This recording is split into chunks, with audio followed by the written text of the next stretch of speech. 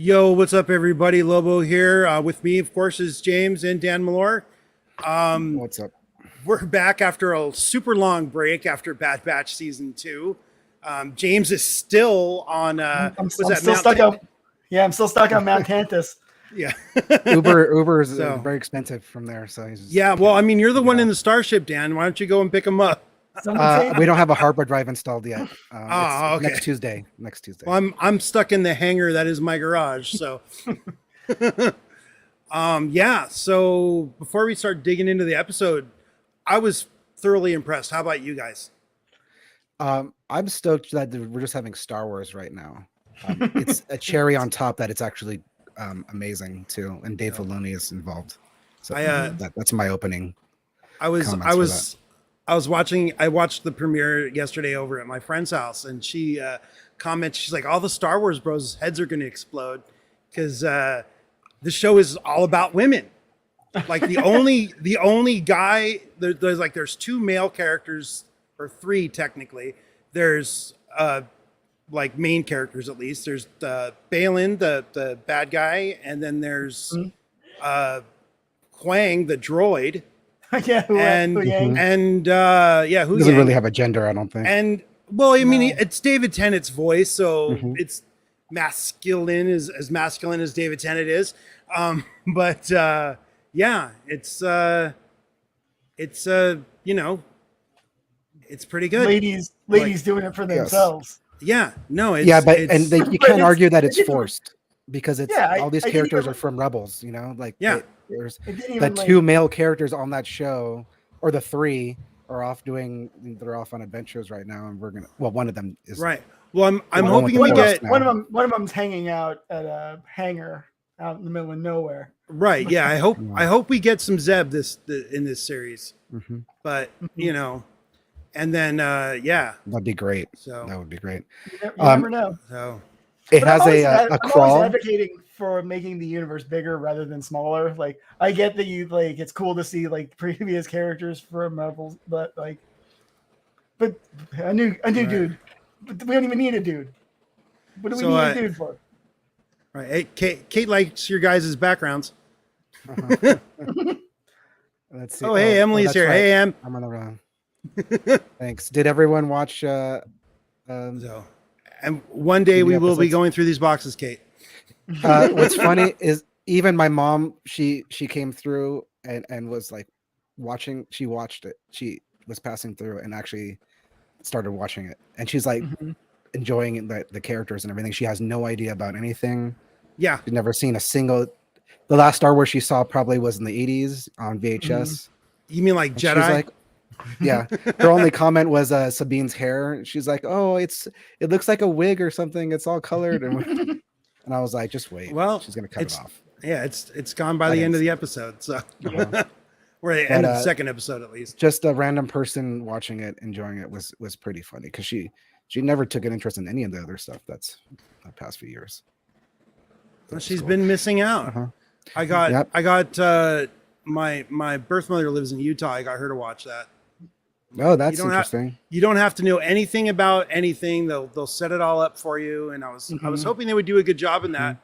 And they did. I mean, we got the first opening crawl since the last Skywalker or whatever. If you count that as Star Wars canon. No. Yes. People were mentioning it was kind of like a cross between Solo's opening text and a crawl. You know, it was like orange colored and it did scroll, but it wasn't exactly like the saga crawl. You know, so that was kind of interesting. No, I wasn't expecting that. It was definitely the I don't know. It not being yellow kind of was off for me. So I was gonna bring up a little bit. I think that was intentional. They just wanted to be different from the yellow. I think Solo was blue, wasn't it? Or it was Solo. I think Solo was blue. Solo. Okay. It was a blue. So remember we had the first controversy of that was like, well, not the first controversy, but one of the controversies that was the wrong Emily is color. right. It's red to be like some of the red ones in Clone Wars. Remember, every Right. once in a while they had a red one because it was like a serious episode. Someone's gonna Oh, like- die. It was Yeah. like a bad guy centric kind of thing. Yeah. Oh yeah, yeah. Yes. So, I mean, even the Lucasfilm logo was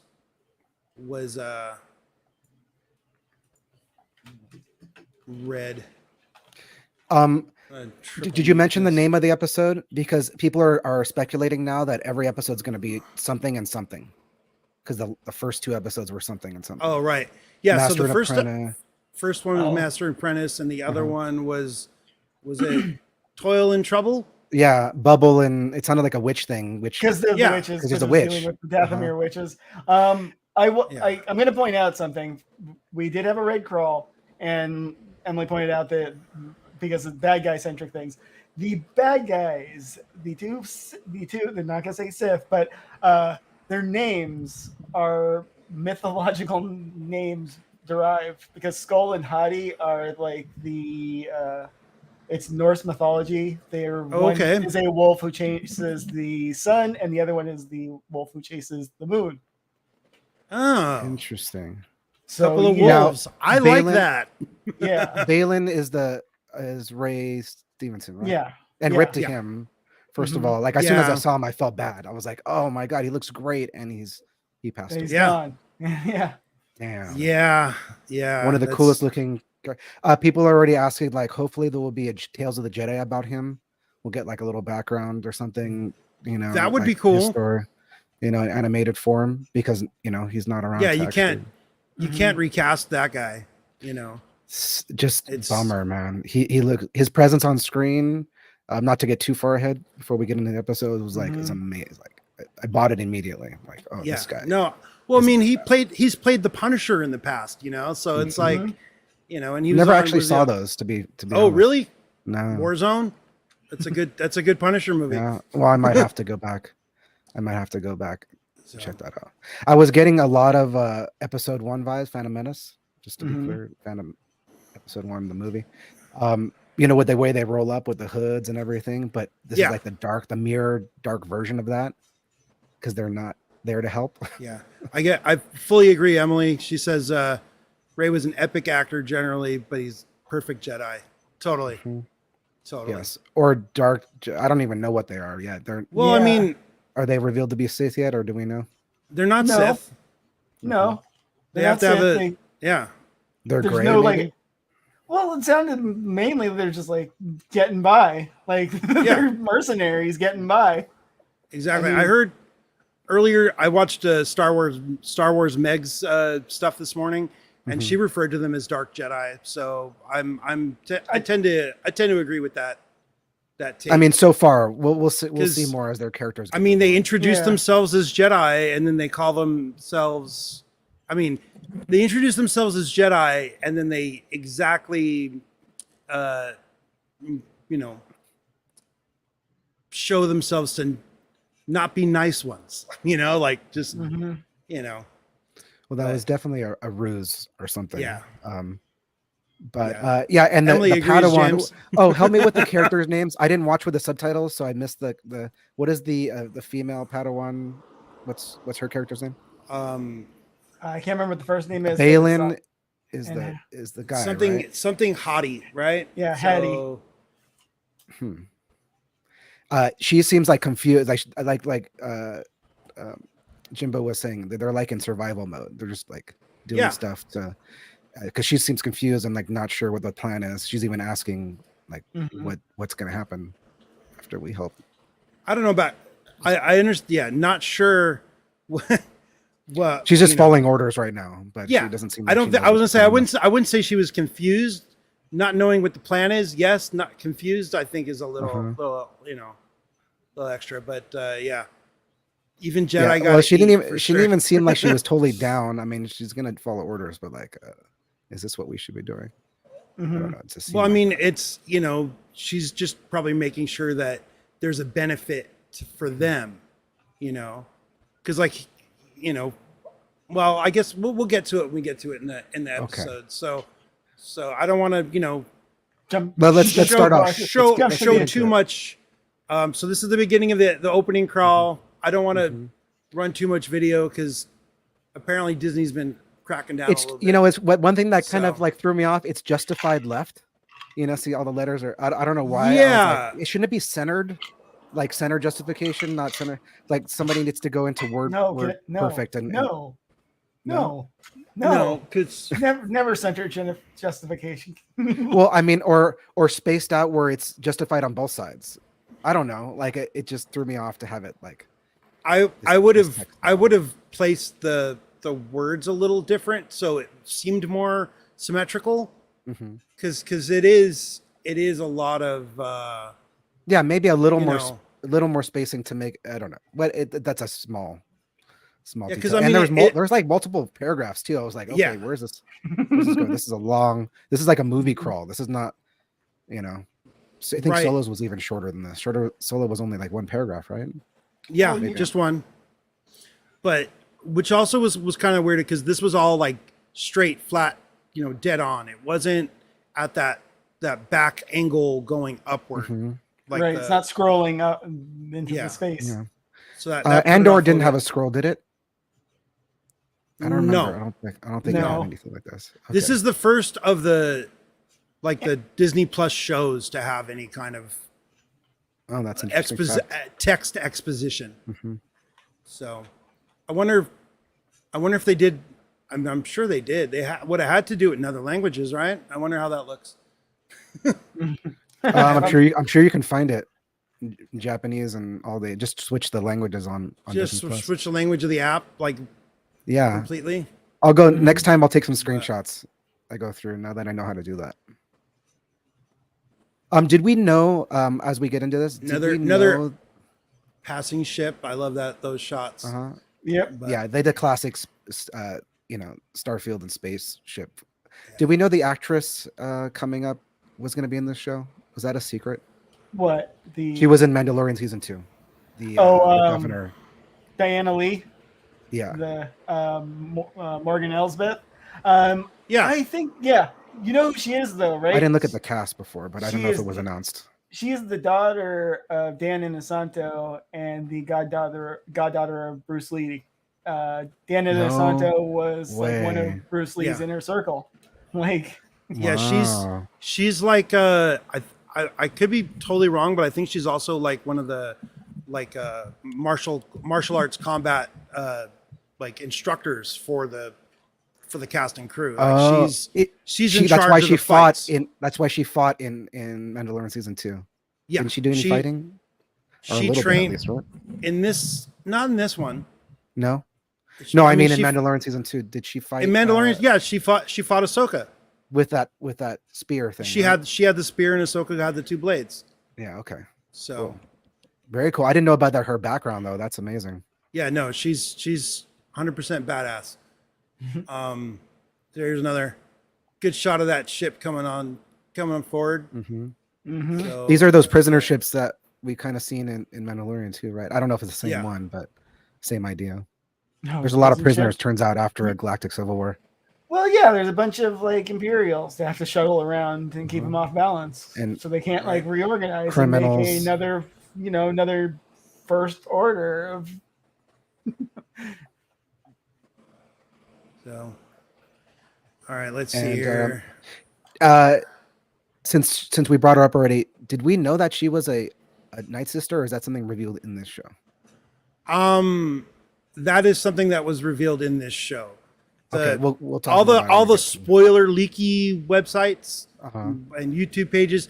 They've been saying that the rumor was she was going to be revealed to be a Night Sister, but outside of that, this is like the first official, like as far as I'm aware. If someone knows different, please chime in. But Yeah, I'm glad I didn't. Yeah. I tried to Yeah, avoid M- spoil. I watched the trailers and that's it. I didn't. yeah, read any M of the says forums. it was news to her too. So, Yeah. but yeah, and she is definitely. I already forgot these people's names. They had names. They had names. I think. Well, I mean, there is number 1 and number 2 according to their little dots, right? So, but he's in charge. He's Yeah. got the higher. So does that mean I like can't- the admirals get like 3 dots? well, see, He's or four. got 2 Yes, end Cerula's pins on got, his like- collar. The Cerula's other got, like, the woman 5. only has the dot. So That's she's in true. charge of whatever she's in charge of, and he's in charge of whatever the other pins. And Okay, so it is almost similar to like Imperials, like their little pens and stuff. But yeah, that's, their like, where, pens like, and their squares. Yeah. yeah. And I think Instead, I this think is going upwards though, because New Republic use pens. They have the cylinders too, but they call these dice. Look, he's got 2. He's got the 2 dice. Yeah. She's got the 1. on. Wait, does General that mean she Cerula outranks has him? 5. Oh no, 5. That's right. Higher, So the higher it the goes dice. up. It goes up. Okay. Yeah. So she's probably like, Interesting. is she like the lowest officer? But she's still right beneath the captain. So I have no idea how this dot system works. If it's like an officer, there must be like another thing for junior officers. Ah! Don't overthink it. Don't overthink All right. it. So we're gonna get a little clip here of the. I gotta say the music, the ominous music here is all good. Whoever's doing the soundtrack. That looks this little scores. shot right here like Mhm. totally reminds me of Echo Base in Yep. Empire Mhm. Strikes Back Uh-huh. with that white. There's so many protocol droid. callbacks like this without having to like beating you over the head. It's just the visual language of Star Wars. Like this is how I really like the station look. works. And I really like the way the different painted protocol droids look like, because that's also not the last one we're going to see of a repainted protocol droid with an actual Yeah. layer of paint. Yeah, some of them are So- black. I remember being scared of like black droids when I was. I don't know Mhm. if that's racist, but when I was Well, a kid, I was scared of black because they looked evil. They looked like torture droids or that's- something. I think that was the point, though. I think, yeah, that's the way it's coded in society. So And yeah. says it's the same person who did Clone Wars music. Yeah, Kevin Kiner is the guy's name. Yeah, he's the same guy who did the music for the Clone Wars. That's why it's so good. Holy cow! He knows what he's doing, and he's Dave brings as many Clone Wars people and Rebels people he can with him on this journey. I mean, why not? Why break something that's already working? They got the magic, Exactly. the mojo. So with this, I guess there's more people in the chat now. We're going to be Um, completely lost of what's actually Totally happening. lost. no idea. what's Hey, going Marty. on. Uh-huh. Hi. But he's going to go down and try to handle them personally. Yeah, that's a good idea. Yeah. Well, right. It's like they're yeah. So at this point, it was what they said that they asked for verification, and they're like, oh, it's coming back as they're Jedi, and this is post Return of the Jedi. There's not any not related to Luke kind of Jedis in this point in Yeah, time. that's true, and they still have some kind of credentials that they can throw around. So, right. I mean, Well, we find out Balin was affiliated back in the day, so I guess he kept his identification cards or something, right. All right. or his I'm just cylinder. gonna scoot this up a little bit. Yeah, I just love the look of it, of them landing. Yeah. So I'm gonna. Very, very Episode 1 Phantom Menace vibes. It is very, Mhm. very Phantom Menacey. Yeah, because this is, I mean, you could just see a Nemoidian right here in the middle with, Obi-Wan and Qui-Gon staring him down with their hoods up. Mhm. It just seems very. I thought it was really funny though that I probably should have stopped it a second ago. See if I could bring that up. What are those Admiral Akbar species? What are they called? Mon Calamari. The Moncal that's wearing the boots. It just to me The 70s boots It looks really silly to me. Like on the outside. I think if they were gonna since they gave that character the boots on the outside of the pants, Mhm. they should have gave the other troopers boots on the outside of their pants as well. I mean, the fact that he's got web feet. How are they even in those boots? I'm not going to overthink it, but I thought it is kind of silly. Yeah. It's like putting he boots probably- on a Wookiee. You're going to put boots on a Wookiee, white boots? Can't you see Black Chrysanthemum wearing some big old steel toes? Right. Fortunately, the look of these two dark whatevers. But the guy in the balances it out. background, is wearing like boots on the outside too. So there's probably He's not a pilot. He's a pilot. That's true. Yeah. So he can pull it off. There's not a set uniform boot code, okay? Like Boots they are. They're probably filled with salt water, so he doesn't dry out. Yeah. Squishes Commander's got around his a lot. own like the commander's got riding boots outside too. So what's Yeah. Yeah, it's like no one told the other 5 guys in that platoon that they needed to untuck their pants. Or I mean tuck their pants in. yeah. But yeah. Things are funky on this ship. What can Listen, you say?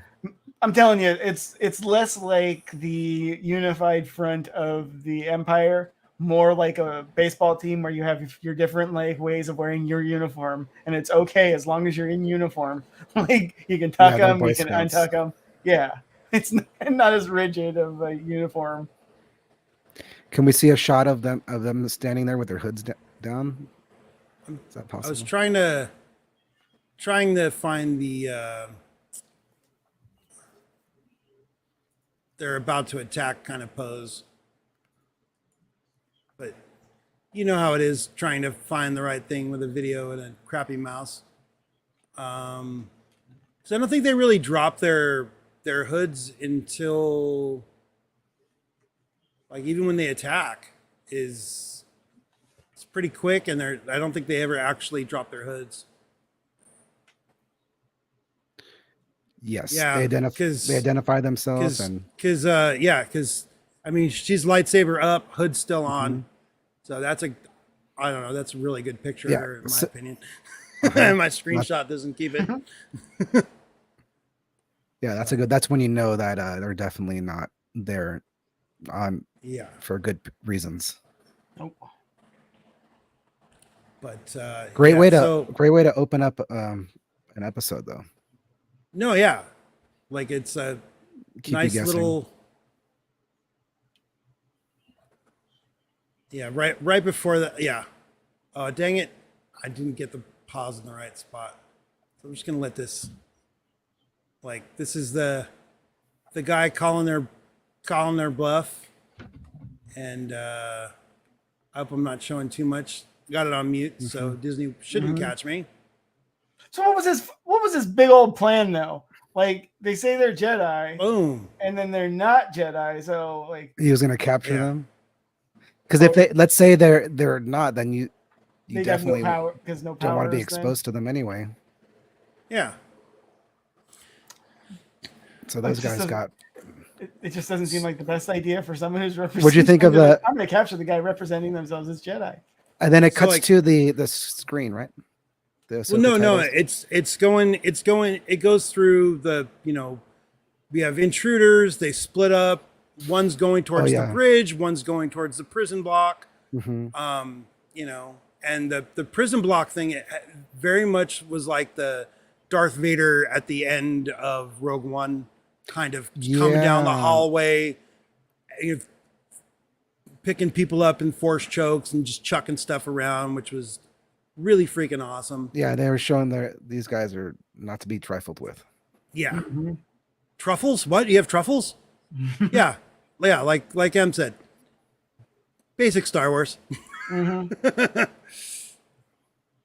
But yeah. And then this doing is some where force lifting and choking, stabbing, and all the good times, all the good stuff. so these guys break out Morgan. Oh, that was something I brought up while I was watching this yesterday. Balin unlocks the prison door with normally an astromech would unlock with the Force. The Scomp Link like- or whatever they're called. Yeah. Why did Luke never do that? That's You know what I mean? like Like, a very that's- specific skill. Yeah. That's the first time we've ever seen anybody do that. Yeah. Like doing a Scomp Link, that droid Scomp Link Force thing. I mean, I can't do that in Fallen picking a Order lock. or Jedi Survivor. I mean, No, that's like next level that's stuff. that's so the next game. The next game. maybe. He's But yeah, that was. That'll I be actually a new missed that. force skill.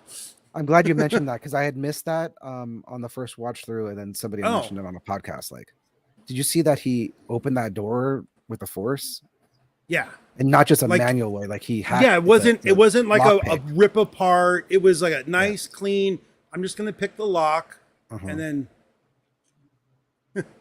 That's a Yeah. that's a cool. That was a cool thing. yeah. Legionary Titus Pulo. Yeah, totally. Bummer. I yeah, that loved was Rome. that was a great little opening. I mean, we got a lightsaber action, bad guys winning. You know, that's I always like that. You know,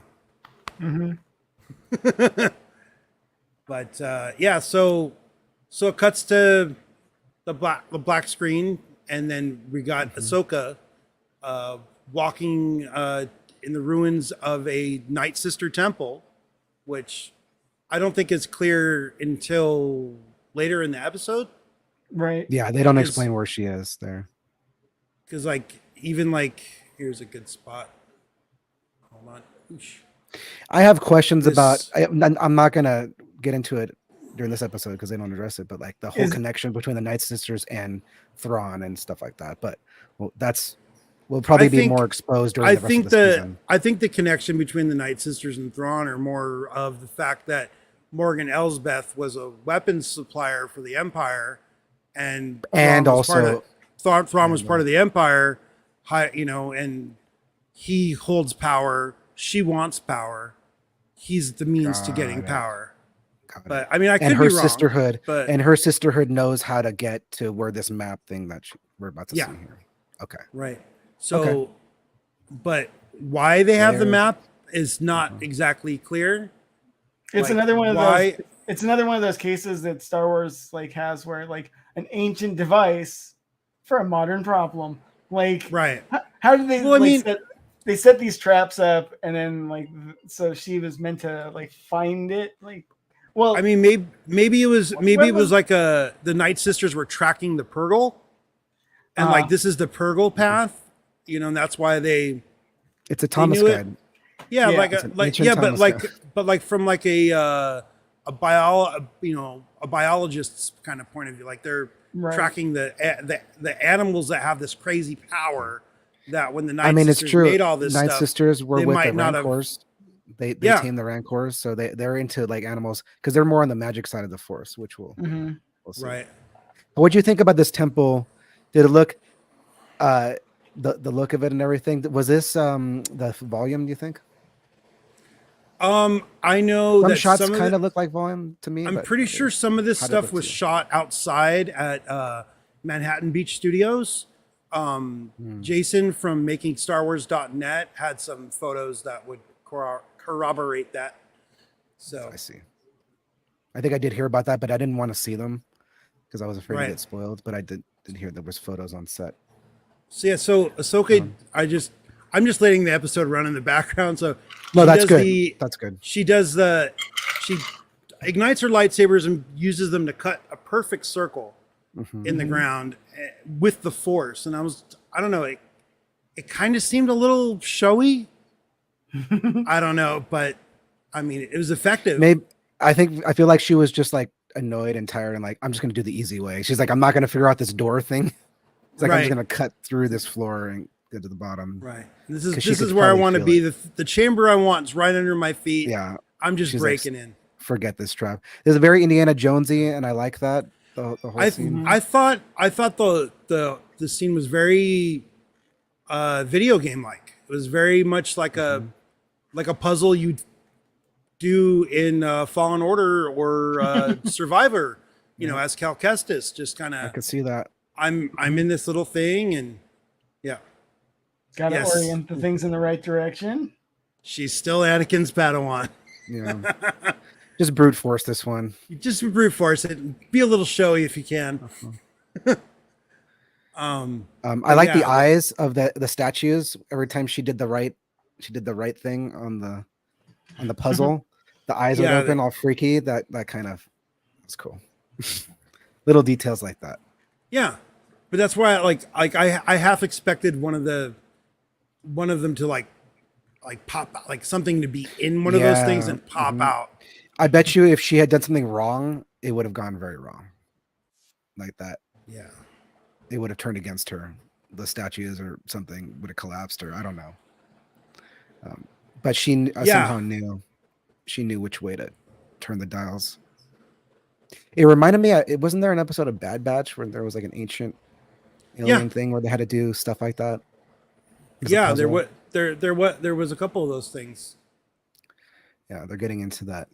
I guess that's the Indiana Jones DNA. Yeah, coming into Star Wars there.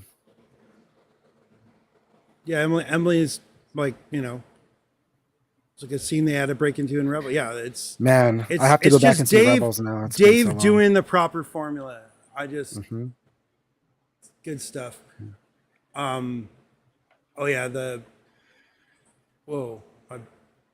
second screen just went totally black for a second. It threw me off.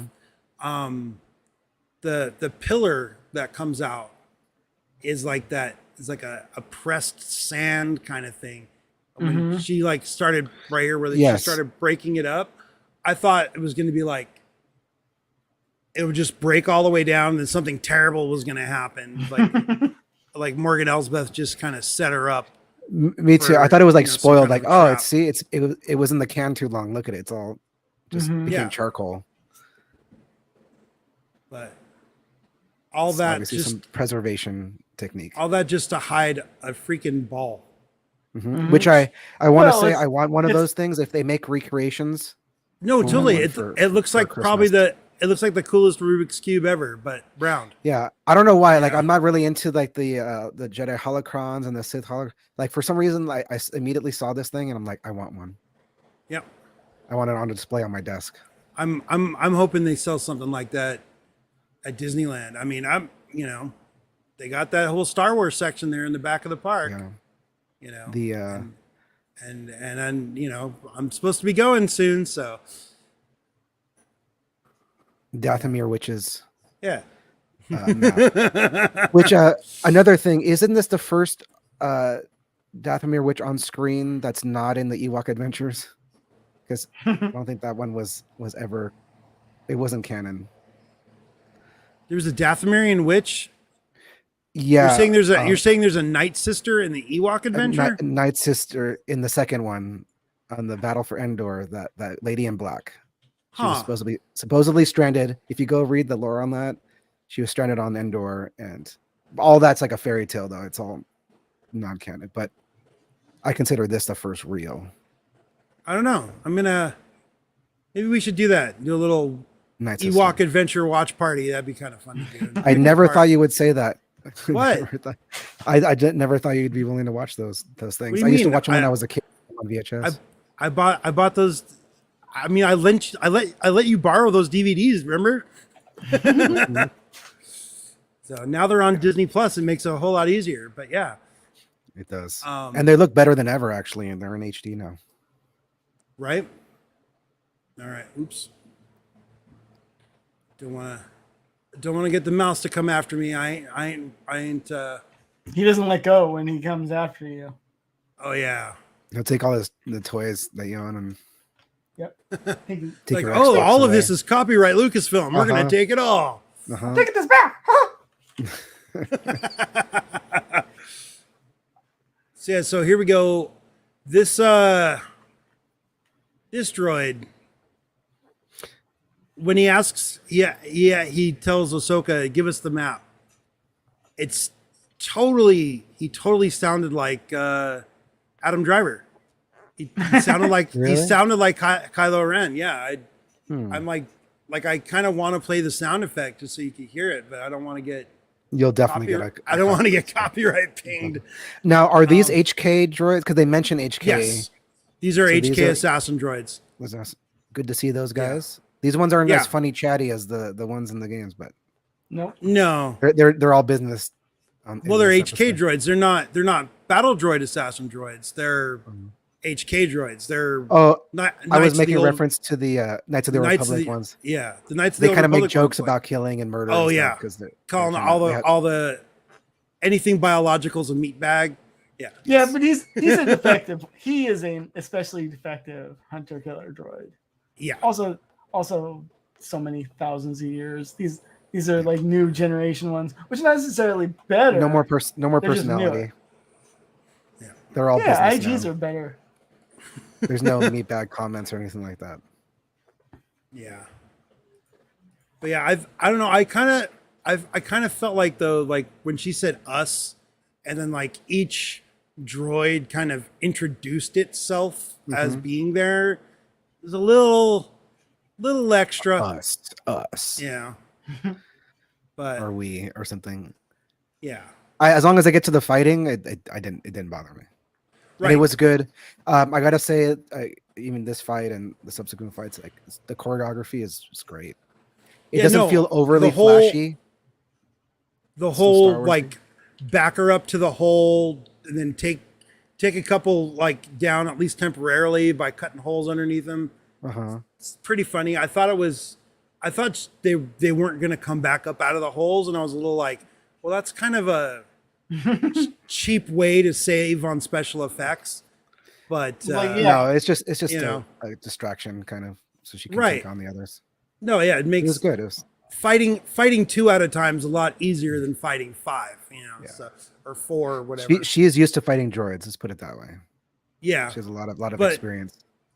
but the self-destruct mechanisms on these guys, that Yeah. puts the one that IG-11 had to shame. Yeah, his is Yeah. like a glorified hand grenade. These are Yeah, like Predator level nukes, basically. Yeah. And why did they give up so much? Were they all dismembered? Is that why? What? Why did they give that up again? so easily? They were I dismembered. think it was more. Prevent Like, their oh, let's capture. just blow ourselves up now. It's prevent was- capture. They failed their mission. Got Yeah, it. they realized they weren't going to be able to defeat her, and it's like, don't let her escape with the thing. And remember, Got we learned later in the other episode that their brains are kind of easy to hack. Well, not easy, but they're reasonable to hack. So, And if, we also if you're learned like that they're- if you're sending them out on missions, you want them to basically scrub themselves.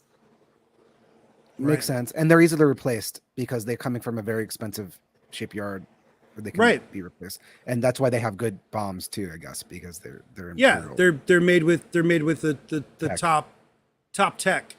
So so Ahsoka escapes that by running away and jumping on to the ship that's being flown by, what's the droid's name again? Ewan. Yeah. Hu Yang? Hu Yang. Yeah, let's Wang talk about him for a second. I want to Wang talk about him. Chung? What?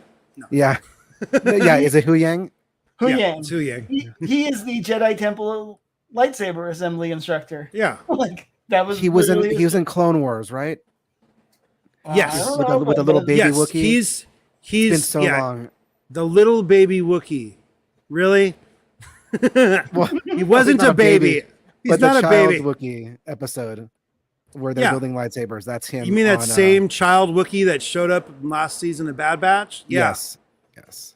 Yeah. He's- The name yeah, that escapes one. me. I should know his name based on that. Whatever. But on the planet that eventually becomes Starkiller Base, Ilum, yeah. Ilum. Mission to Ilum, yeah. Where all the So all that the this is a Jedi throwback. Padawans get. Now, was he in Rebels? I That's what threw me off. I was like, wait a minute, was this droid in don't Rebels? No, know. So he's a Clone no. Wars throwback. Yeah, I don't. It's kind of like the retcon that's gonna happen. It's like we just know this guy, from way back when. But no, Now I want to know how he ran into Ahsoka. Like, where they meet up. I'd like to see where they reconnect. like I would imagine Ahsoka probably looked for him after Order 66 happened. Okay. Also- And where 'Cause- was he? Because Too? because Like, he's a temp. so many He was a questions. he was a temple guy, a guy, a droid from the temple that He was is in charge old. of the children, yeah, basically. like, So if any of the children were going to survive Order 66, they might have been with this droid. So I would imagine after Order 66 happened, Ahsoka would have seeked him out and whatever This is a good Padawans might have been around. This is a good shot too. Right.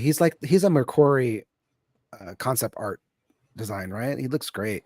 Yeah. Yeah. I just love how they bring all that, like- all those old concept like M art. says, he lives on that ship. Yes, You know. I remember that ship. It was a really old, ancient, Yes.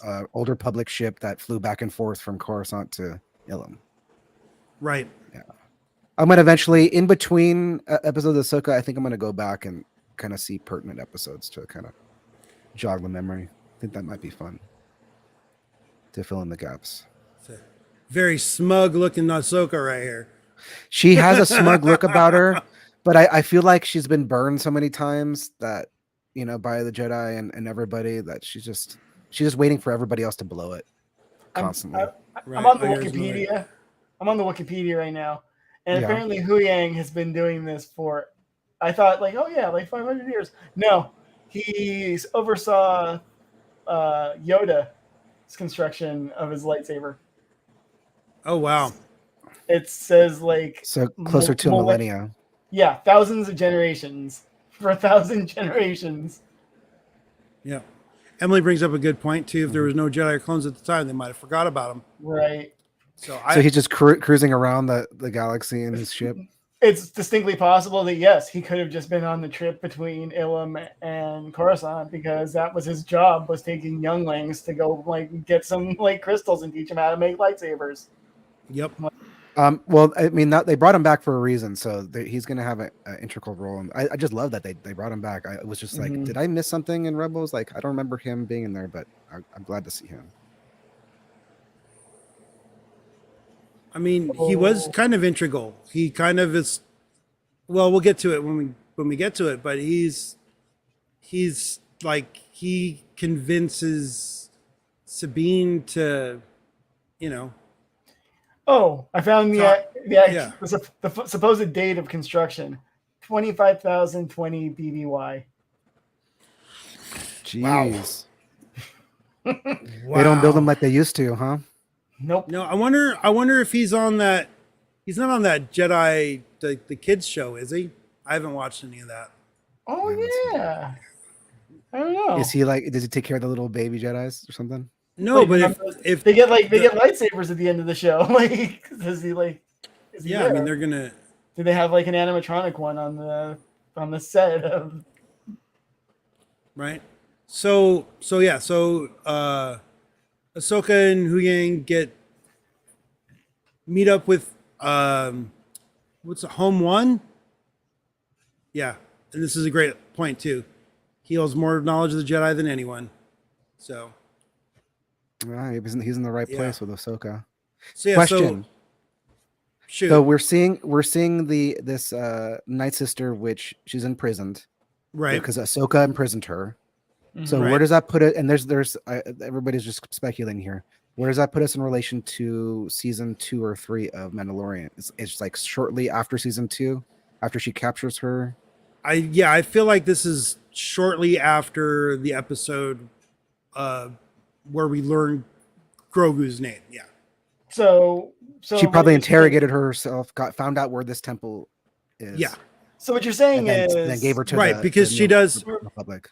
The New Republic prison system sucks ass. I'm just saying. I know. A bad choice. She just should have locked her, but just stop with the transports. Just where they are and the trials. Nobody ever makes it to trial. Nope. You know. No. Moff Gideon. There's a couple certain United States politicians would love this. I know. Right now. And Star Wars is a reflection of actual society. Going back to even the original ones. So there is some funny truth to that. Yeah. Or sad, depending, I guess, on the perspective you have. I 100% agree with this, Kate. Grandma Gideon's just waiting until the next term session so he can get like elected and protected. Yeah. I agree, Kate. We should have guest people on the show. You can just stream from your phones. Mm-hmm. Be really easy. Use earpods. Yeah. So where does it go into the next? Oh wait, so as Ahsoka, I forgot. I kind of skipped it. No, across. I interrupted you. Go ahead. So derailment going on. While Ahsoka and Huyang are traveling to meet up with Home One, Ahsoka admits to Huyang that she uses not Jedi techniques to find out the location of that temple we were just at. Yes. Yeah. So she does mention interrogating her to get that info about where the map is. Yeah. See that? Yep. Cool.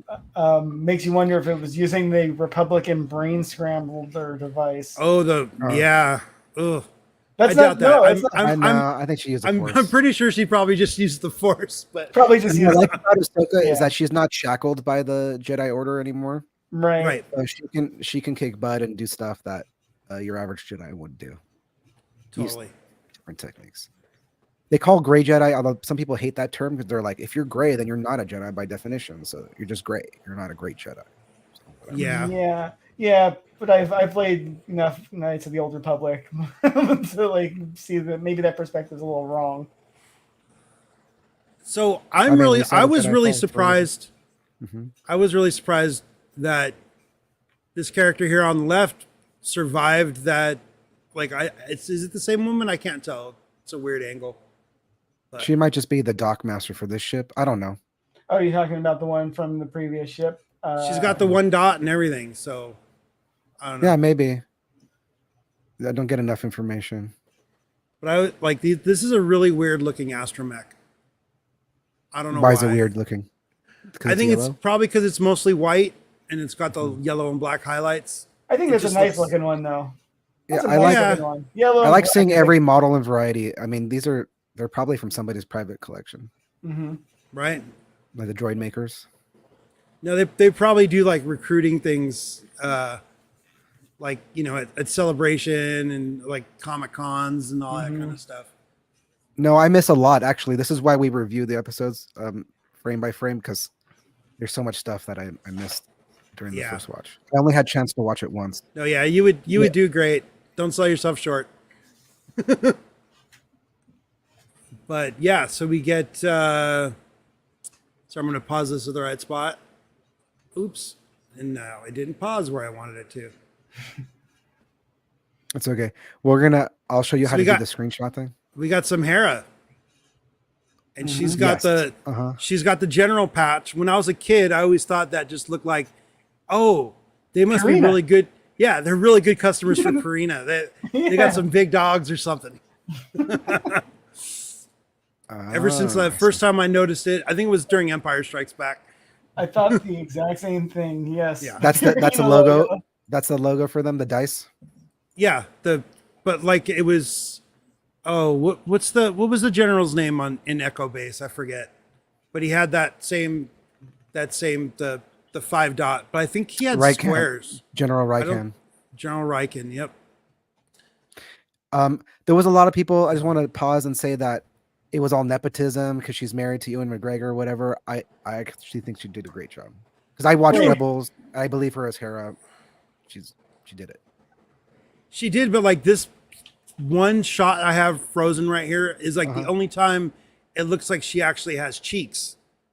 Like the rest of the time she looked very, very thin-faced. Wait, Hera has as you know. Yeah, she doesn't quite look like the CGI version, but I mean, none of them look exactly like. Emily and I agree on this. Yes, very much. So, I'm sure she'll grow on us as time goes on. Yeah. Whoa. All right, let me take this. So we get them meeting up. Ahsoka and on board a Mon Calamari cruiser. But it's not any Mon Cal cruiser. It's Home One. It's it is. Yeah, it's confirmed. It's confirmed to be Home One from Jedi. From the end of Empire Strikes Back, technically. It's the ship that Luke and Leia are looking out the window on as Lando and Chewbacca fly off in the Falcon to go. Oh, that's a medical frigate, though. That's where he gets his hand attached. I thought it was on the same ship. Maybe I'm wrong. It's been a minute since I watched Empire. It's okay. I'm not gonna die on this hill. But and then we find out that he's not talking to Sabine yet. All right. No, maybe not. I don't know if they mention it. They have not. I don't think they mentioned Sabine quite yet. Oh, she just But- says you know who you need to talk to or something, right? Yeah, and To then that there was a effect. cutaway to the scene. The ceremony. Yeah. I remember that. Oh yeah, we're not even close to that yet. No. Because we're still, there's this hologram of these guys being all Yeah, Sithish. But immediate force choke and slice with the lightsaber. yeah, Wonderful. Good stuff. These are, Yeah. we don't need no papers. no. But it is during this conversation where they're talking, and then Ahsoka shows Hera the map ball thing, and that's when Hera tells Ahsoka she needs to go talk to Sabine, basically.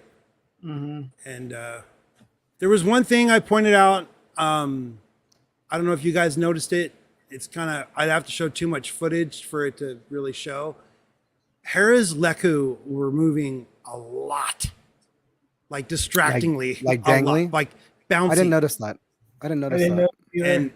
And at first I thought it was just one of them, but as the 2 episodes went on, it was pretty consistent. I don't know if it was like they're pumping a lot of air in there to keep all these people with large headdresses and extra layers of clothing cool, but yeah, it's Yeah, I didn't notice. I would have been like one of the first things I said, like, oh, like they're Yeah. because they had weights. They have to add weights to them. I was thinking about that. Those headdresses, they have to be properly weighted so they move naturally. Like, if you don't notice Right. them, they're doing a good job. You notice them, so maybe they Here, didn't like, quite. here what I'm Right. gonna let. Oops, I pushed the wrong thing. Watch when she turns around. Like, Okay. All right. you see how much that's wiggling? Uh huh. It's just. It Uh, seems like. It Ahsoka's seems like are they're moving moved. too. Yeah, but I don't know. They're okay. It almost seemed They're- like they were moving more than Ula's did, and she was dancing. You know. Yeah, Ulas are very heavy, thick ones. Maybe because Ula's got Yeah. implants. She was a Oh yeah, professional dancer. she's enhanced. Yeah. She was They a make worker. they make their Leku thicker and longer instead of getting boob jobs. Dude, they got their Well, teeth yeah, you gotta done. work their tits. They get their teeth done. It's all for the taste of whoever owns them. They're just to explain for the audience. Twi'leks are like a slave class of race. Well, They get enslaved a lot. they get enslaved. I wouldn't call anybody a slave class. Droids maybe, but maybe caste. no sentient biologicals. Well, that's the cool thing about Hera is that she is a general. Like she bucked all the odds. Although her dad was also a leader too, so that helps. Mhm. Syndulla. There's all sorts. General there's, Syndulla. there's a wide variety of Twi'leks, though. Like they're Right. Yeah, all rungs of Yeah. society. And most of them speak with a French accent. and they have a French accent. That's their deal. All right, so Hera hides hers though. right. So here we are. We're Mm-hmm. finally on. Oh man, nepotism. I remember seeing this shot and going, "Who are all these dudes?" I But don't that's- care who. All I need to know is that I see Clancy Brown, and I'm okay. Yeah. So this is technically like the third. Well, it's the second live action Clancy Brown appearance, Mm-hmm. and the one of 3 Star Wars characters that Clancy plays. Of course, why can't I remember this dude's name right now? Which one's Clancy? Is it the guy in the middle? The guy Yeah. right there in the middle. Yeah. He Sergeant also Sim played. from Starship Troopers. Yeah, but he also played the Devornian in Mandalorian season 1, where they break out. Yep. That they do that prison break, the ship thing. Yeah. He's a big giant guy. He's the big giant guy, and he also voiced. that's him? Yeah, he also didn't recognize him. voiced a character in the Jango Fett Bounty Hunter video game back in the GameCube era of games. So he was like the main protagonist in that, and sorry, main antagonist in that. and also Clone Wars as Yes, he's governor. He's Azadi. Something Azadi. He's the And agent. Sarah- Those are some deep cuts, man. Yeah. and mean, I'm sure if I had- and there's more, but wait, there's more. Oh, you got that Wikipedia up? Yes, Savage Opress, like Oh right, he did the voice for Savage. I forgot about yeah, that. Savage. Oh, that I can tell. That I Darth can Maul's tell, brother. yes. Yeah. Yes. That is Yeah, Clancy his Brown voice. voice work. Before, before you move this Okay. shot, though, the mural thing behind them. Yeah. I Well, don't we'll get to remember- that. where- yeah, okay. I'd like they We brought will it get to that. to Lothal. It's always been on Lothal. Yeah. Yeah. Was it in one of the caves or something? Well, it looks like they cut it out of somewhere. Mhm. I'm gonna You have know, to go it's- back. I remember the mural. I just don't remember being on Lothal. Yeah. Where else would they put the mural of the heroes of Lothal? No, I know, but this was. It's not taken in from this somewhere. tower, but it's No? it's on the same planet. So Sabine painted it, I'm not sure if Sabine painted it. or was it like the forest? It was kind of implied that she did, I think, but I don't think they ever said for sure. I do remember ancient murals predicting the future in the world between worlds. That's getting a little ahead of ourselves there, but It is. okay. Emily says she did paint it. Okay. It's been like how long ago was Rebels? 5 years, 6, 7 years.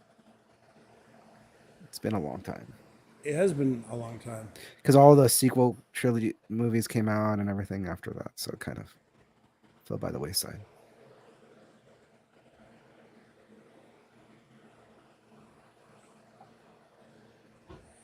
It was a funny Sorry, scene though. It was. Oh It was yeah, a the cave. calling.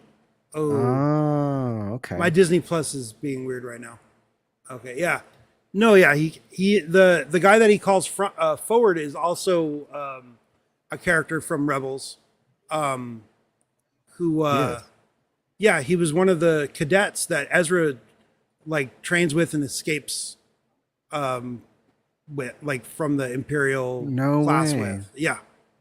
Meg, I would have missed that one totally. Star Wars Meg was talking about it this morning. That's really the only reason I know. I would have messed up. Yeah.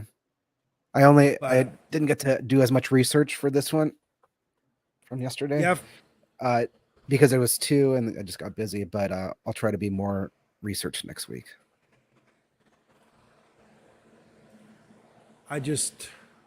And we'll get you. I'll show you my trick for the screenshots so we can have those.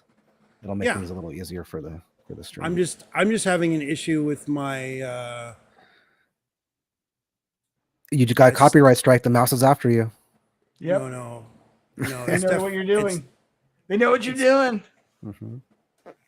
It's definitely. I was having a problem getting my subtitles to work so I could find out these freaking character names. Got it. It was cool to see the those highways that were so they were a recurring shot in Rebels. It was nice to see them in this. Oh yeah, With Sabine doing her ride. Because after this part, they're like, "Where is she?" And yeah. Here we go. I thought that was cool. There's never any traffic on those highways though.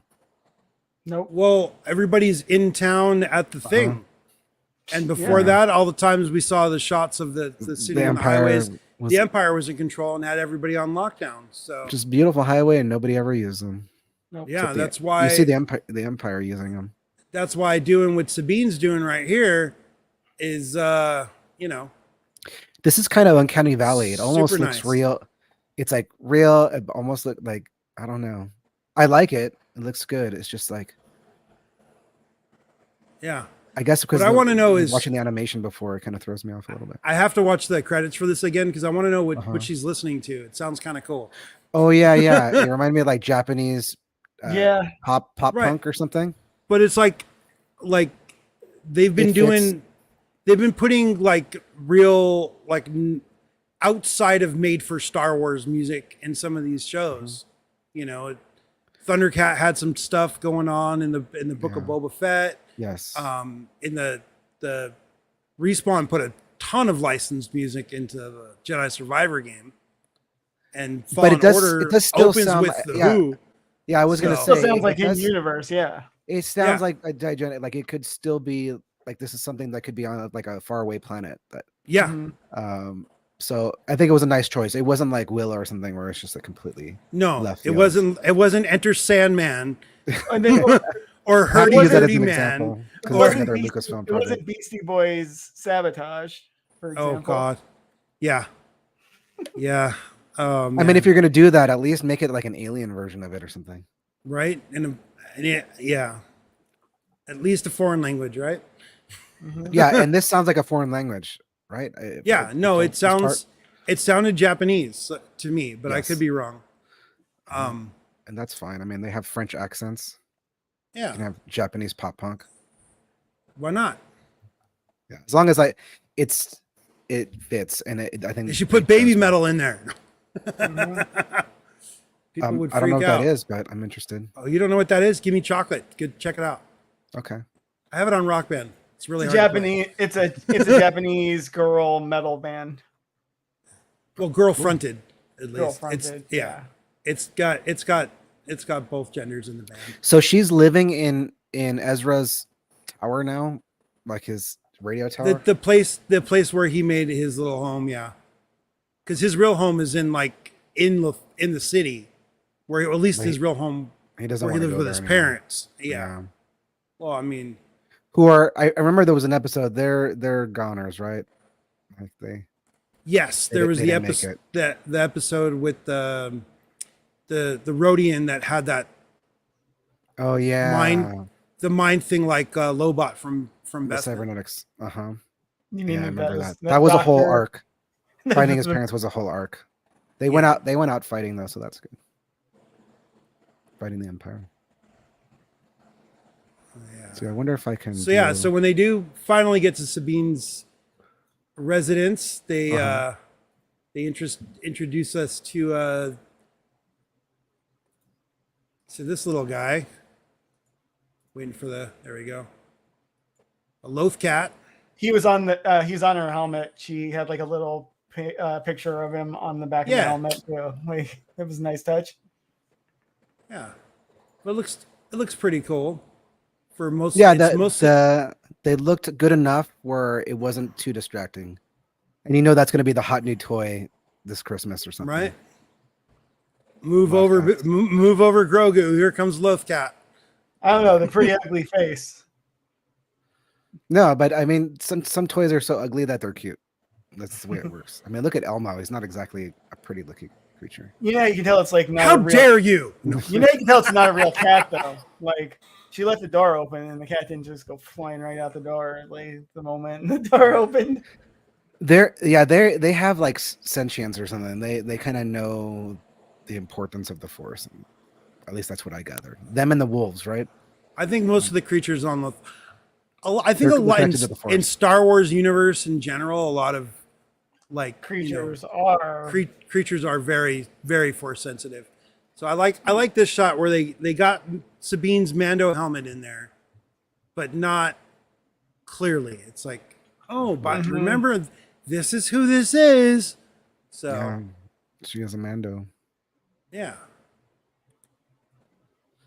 She But- even She even what? worked with Bo-Katan at one point, right? Didn't she? They met. Yeah. I think they're cousins. Got it. Nepotism. I could be wrong. Emily, do you know is Sabine and Bo-Katan cousins? They might be in the same house. I don't know if that's the same thing,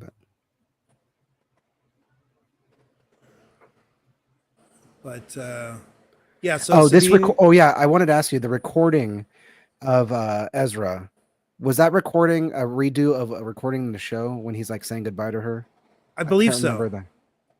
Because I kind of remember a believe so. hologram of him, but he knew he was gonna not make it. I think it was more like he I think he knew that preempted. he knew he wasn't coming chances- back, rather. Yeah, the chances of him coming back from, or Not necessarily knowing surviving what gonna he's about to die, do. but Yeah. Like Yeah. he knew it. He knew what he was going to do. Sabine didn't. No one did other than him. And then it's just like, if he made it back, he would have got this little thing before she got it, and she would have never saw it, you know. But It's like a just in case letter. yeah, Yeah.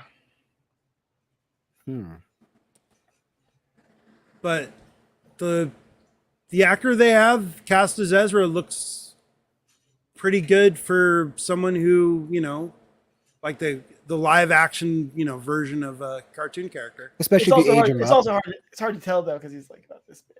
Yeah. If you age him Right. up, it works. Yeah. Yeah. Well, no, I mean, he's only going to age up a little bit. He's only Yeah. as old. He's only as old as Luke. Like they have the same birthday or some crap like that. I So remember that. Yeah, but Luke's like a man now. Like Luke's in his early 20s, isn't he? By the Luke had to time deal after with Jedi. Luke had to deal with some shit. Like yeah, New Hope, he's 18. Luke got smacked in the face by a freaking wampa. yeah, Mhm. like you do remember what happened to Uncle Owen, right? Like he's that pile of carbon out in front of the house. Like Yeah. there ain't no other alternative but pushing on until like. It's like funny. It's funny to think that like, Ezra had the easier journey of it. Like, Did he? He just had a different journey. That's Journey, that's yeah. it. Yeah. So I didn't notice this the during the first watch, that she actually has the Padawan braid. Oh yeah, I did notice that. I Yeah. didn't. I wasn't sure if it was part of the disguise, or No. like we were talking about earlier. They're not Sith, because Sith don't do that kind of thing. No, they're No, Jedi. They're just ones that don't follow the tradition Jedi. Stuff. They're kind of They're The like moral- reformed. misled, but the moral compass kind of goes out the Misguided. window when you don't really have like the ability to support yourself, like being that high-minded. You literally need to work to eat at this point, and Yeah. good work for a Jedi is probably going to be a lot of bloodshed. Yeah. yeah, they're definitely. Well, I don't know about a lot of misguided. bloodshed. Hostile lot of dismember- negotiations. Yeah, a lot of hostile negotiations. Because I only say not a lot of Cauterizes. bloodshed because cauterizes instantly. Good point. Fair point. So, wow, we're only halfway through this episode and we're already been man. going for an hour. Let's see here. Oh yeah, so they're. Let's see. Oh, that's another thing. Long so the- episode, 56 minutes for the first one. That's awesome. They're Yeah. not skimping out, because I felt like a lot of the. But the yet they Disney still Plus gave us shows- 2. That was really nice. Yes, it would turn out to be like an hour and a half movie, essentially, right? Yeah. Put together, it's pretty good. So, oops. the Dang, wrong he's so button. big on screen. Yeah, How no, tall he's was he in real life? I think he's like 6'7". Mhm. I could be wrong, but I think Ray was a really big dude. Mm-hmm. So it makes people who are, you know, just like generally short look even smaller. Oops, I pushed the wrong freaking button. Yeah, it's like how they can make Cillian Murphy look like a normal sized human being when he's like 5'3". It's all in angles. It's all in angles and lenses. Right? And I don't know how tall. Would you say her name was Haiti, the Padawan? Yeah. Hottie. She looks hottie. Shin Hottie. Okay, I'll just think Shin, of that's hottie. right. Like she's a hottie. But she's like short. She's like a little dwarf. Like a little, Mm-hmm. you know, it's standing next to him. It's pretty.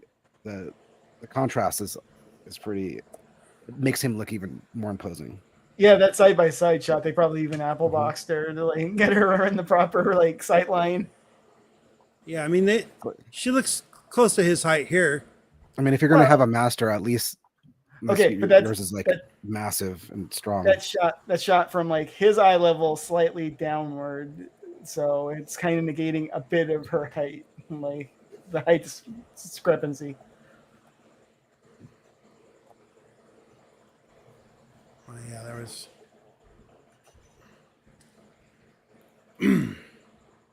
Sorry, trying to get the right No worries. Yeah, no, that's not gonna work.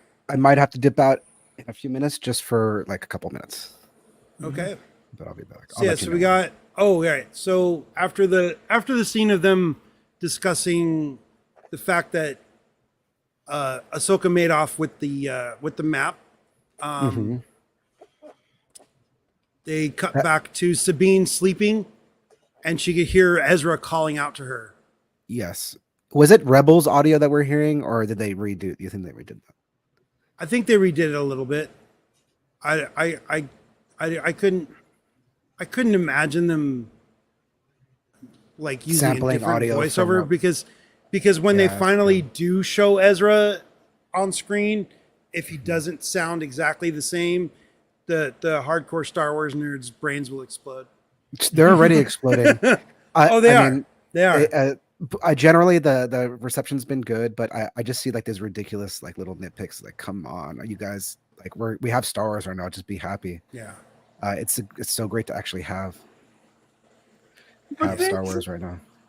Yeah, I saw some nitpicking as well. Like Sabine's hair color is 3 shades off of what it should be. Like, oh my god, dude. they said that Sabine was Ahsoka's Padawan, and we never got to see that. So that must not be true. It's like, oh, fucking. It just happened off screen.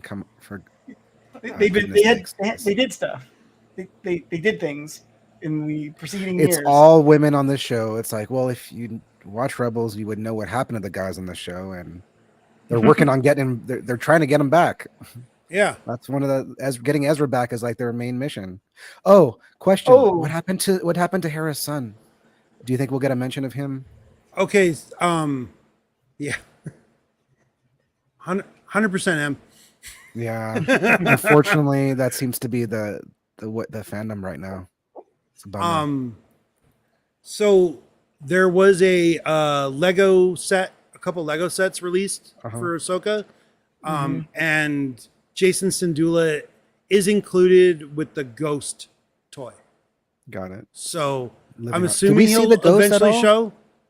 No, we just saw the Phantom. But we haven't seen the Ghost ship yet, right? The ship that parks up in the back. Yeah. Yeah. Okay. So Ahsoka goes to Lothal, meets up,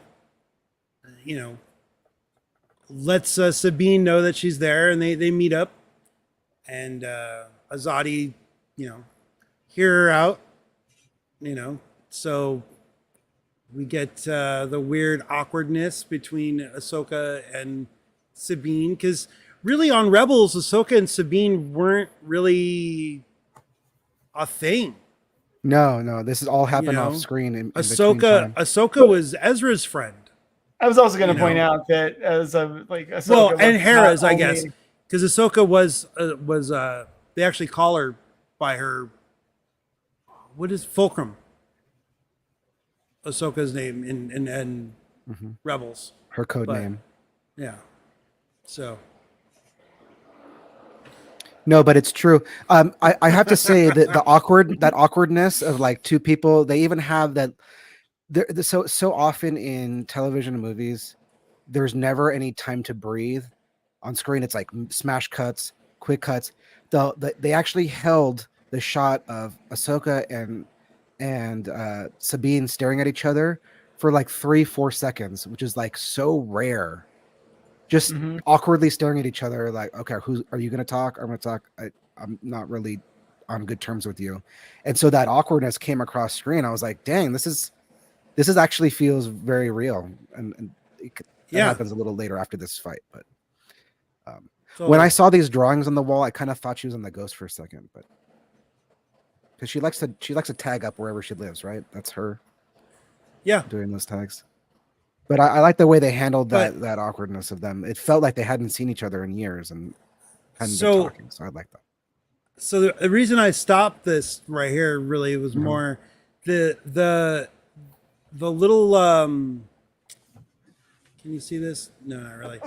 The little icon, the little Lothcat character that's in the bottom right corner. Yeah. Kind of looks like the rabbit dude from Sam and Max. Like, you guys ever play the Sam and Max games or see the anime? I kind of remember Sam and Max. Yeah. So it's yeah. Sorry. I guess if you don't know it, it doesn't mean anything to you, but it's kind of funny to me. But yeah. Let's see, where are we at? Oh yeah, Ahsoka doing her, you know, being Ahsokaness, talking about the planet they were on, Arcana, and Sabine tries to figure out how to open up that map, and wants to take it with her, and Ahsoka basically says, "Well, you have to steal it then," without actually saying those words.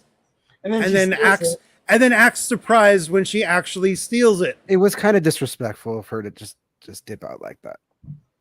But yeah, like what else was she knew? But I think Hera Ahsoka says, she is a Mandalorian. What are they, Um, thieves or something? It's a Or they're tiny just- little they're thing. stubborn? It's a tiny little thing, but I love the table coming out of the floor. Oh yeah. Yeah, cool art design. Like, How handy would that? If it's a spaceship, it kind of makes sense. Like, yeah. Yeah. So like, But Hey, how handy would that be to actually having your living room or on a back patio? Could you imagine having I a agree, barbecue be a blast? Boom. It was very teenager of her. Like, how old is Sabine? Can we speculate? Sabine is, I think, 4 or 5 years older than Ezra. So like mid-20s. Yeah. Yeah, she should know better. Like literally, Ahsoka told her maybe she should have been more forthright. Like, yeah, this is not about finding Ezra. We're trying to prevent a war. Also, there are people like assassins looking for this thing. Yes. Killer. Yeah, she Like, should how have said about there's share that little. Yeah, But they're not there's already communicating people well. looking for it. Yeah. Because it was if you take this and they might track us here and ambush you. So it's Yeah. if you want to in take fact, it somewhere they're probably else, on the way right now. I'll go with you. Maybe that would have worked. I know. They're not communicating well though. That's what that whole scene was about. It's like they're not on the same page. So Right. I guess But it's that's a good because example of that. they're broken up master and apprentice status. So I feel like it read on screen. That they're definitely that there's they a got rift They there. got beef. Uh-huh. Yeah. And they can barely, I mean, especially Sabine's like, I can barely tolerate you right now. Look at you. and before so while Sabine's bailing, she's at least nice enough to put the table away. It's I'm gonna bring up this shot right here. the table's put away. This shot of them. This shot of them just staring at each other. Yeah. Is one of my favorite shots. They just held it for 3-4 seconds. Like, Yeah. okay, your move. I like that a lot. You don't see that stuff in the. Oh no, my No. background's. I'm fading out of reality here. What's going on? Somehow too you bright ended on up on the fall. Let me see. Oh yeah, here we go. I'm gonna let this little spot play for a second. I thought this was very, very Darth Maul Phantom Menace. Yes, 100%. You know, and I love that. Without beating you over the head. Again, the Yeah. same visual art design, the visual language, using a probe droid to find your target. Like this is, par for the course. This is In the words of George Lucas, it's like poetry. It rhymes. 100%. And they did great. Like even the shot, and she's like looking like at her thing, and I'm like, okay, where is their target? It was great. Even the sound of the droid is kind of reminiscent, right? Oh Of yeah, the- well I of mean Darth it's Maul's probe droids. standard Imperial coded transmission stuff, but yeah. And oh yeah, there was another. I mentioned this the other day, or yesterday actually I should say, when Sabine sets up the little projector thing. That's just an old slide projector. Mm-hmm.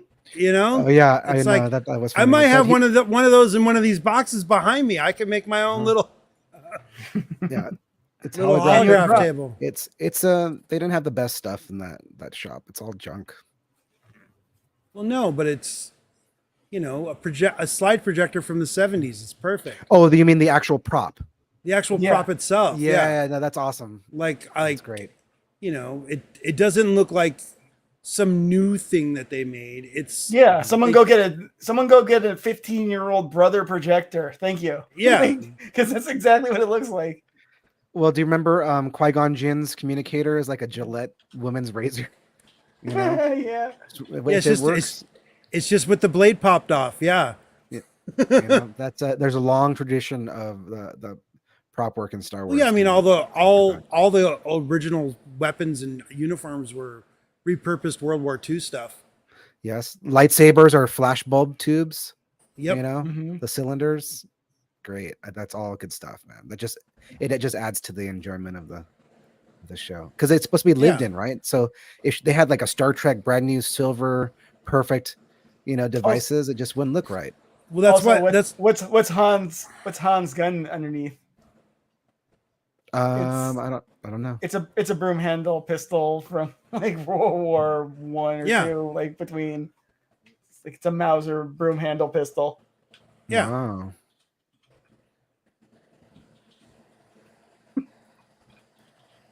So we got. So I'm just kind of skipping through this level because we're this episode. Because we've been doing this for a bit. So Sabine, I'm gonna hang on until the fight coming up so I can. So then I'll dip out for a second. Sabine, figures out that the map, the thing that she's holding, is actually like a Rubik's Cube kind of thing, and she just needs to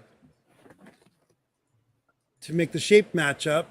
I was watching it on a smaller screen than I am right now. I don't know if you could see it in the very center of the sphere that Sabine's holding is actually the same three-pointed thing that's in the hologram on the table.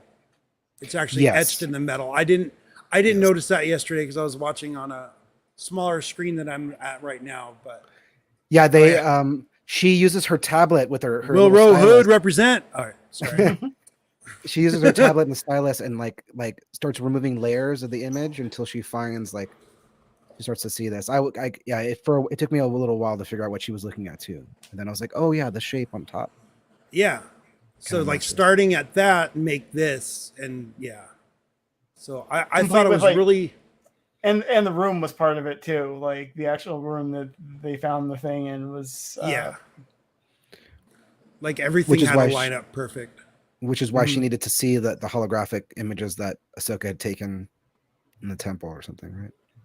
Right. I feel like the. So, this is a map to the unknown regions. Like another.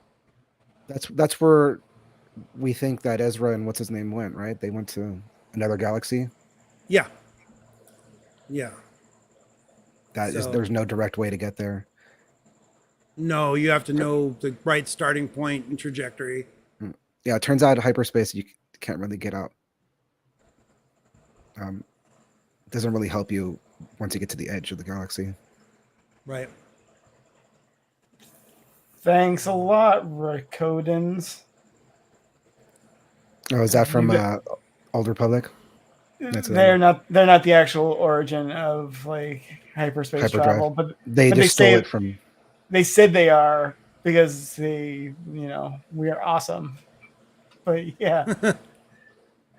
Well, they. It reminded me of Indiana Jones, like the very first one, Raiders of the Lost Ark with the map, and then he puts the staff and the beam shoots down, and again, some of that DNA is in there. Yeah, it's a good shot of the cat there. Is this completely CGI, or do you think they use a puppet like in Mandalorian? According to the Making Star Wars guys, it's mostly practical. There's a little bit of effects thrown on top of it, but it's mostly a practical puppet. It comes off as good. I didn't feel like it looks too fake or whatever. I mean, obviously it's not real. Like Grogu's not real, but it's close enough. I think they did a great job. So they get So right after that thing is when the HK droids attack. Yes. Mhm. I was Um, stoked. I was waiting for them to show up.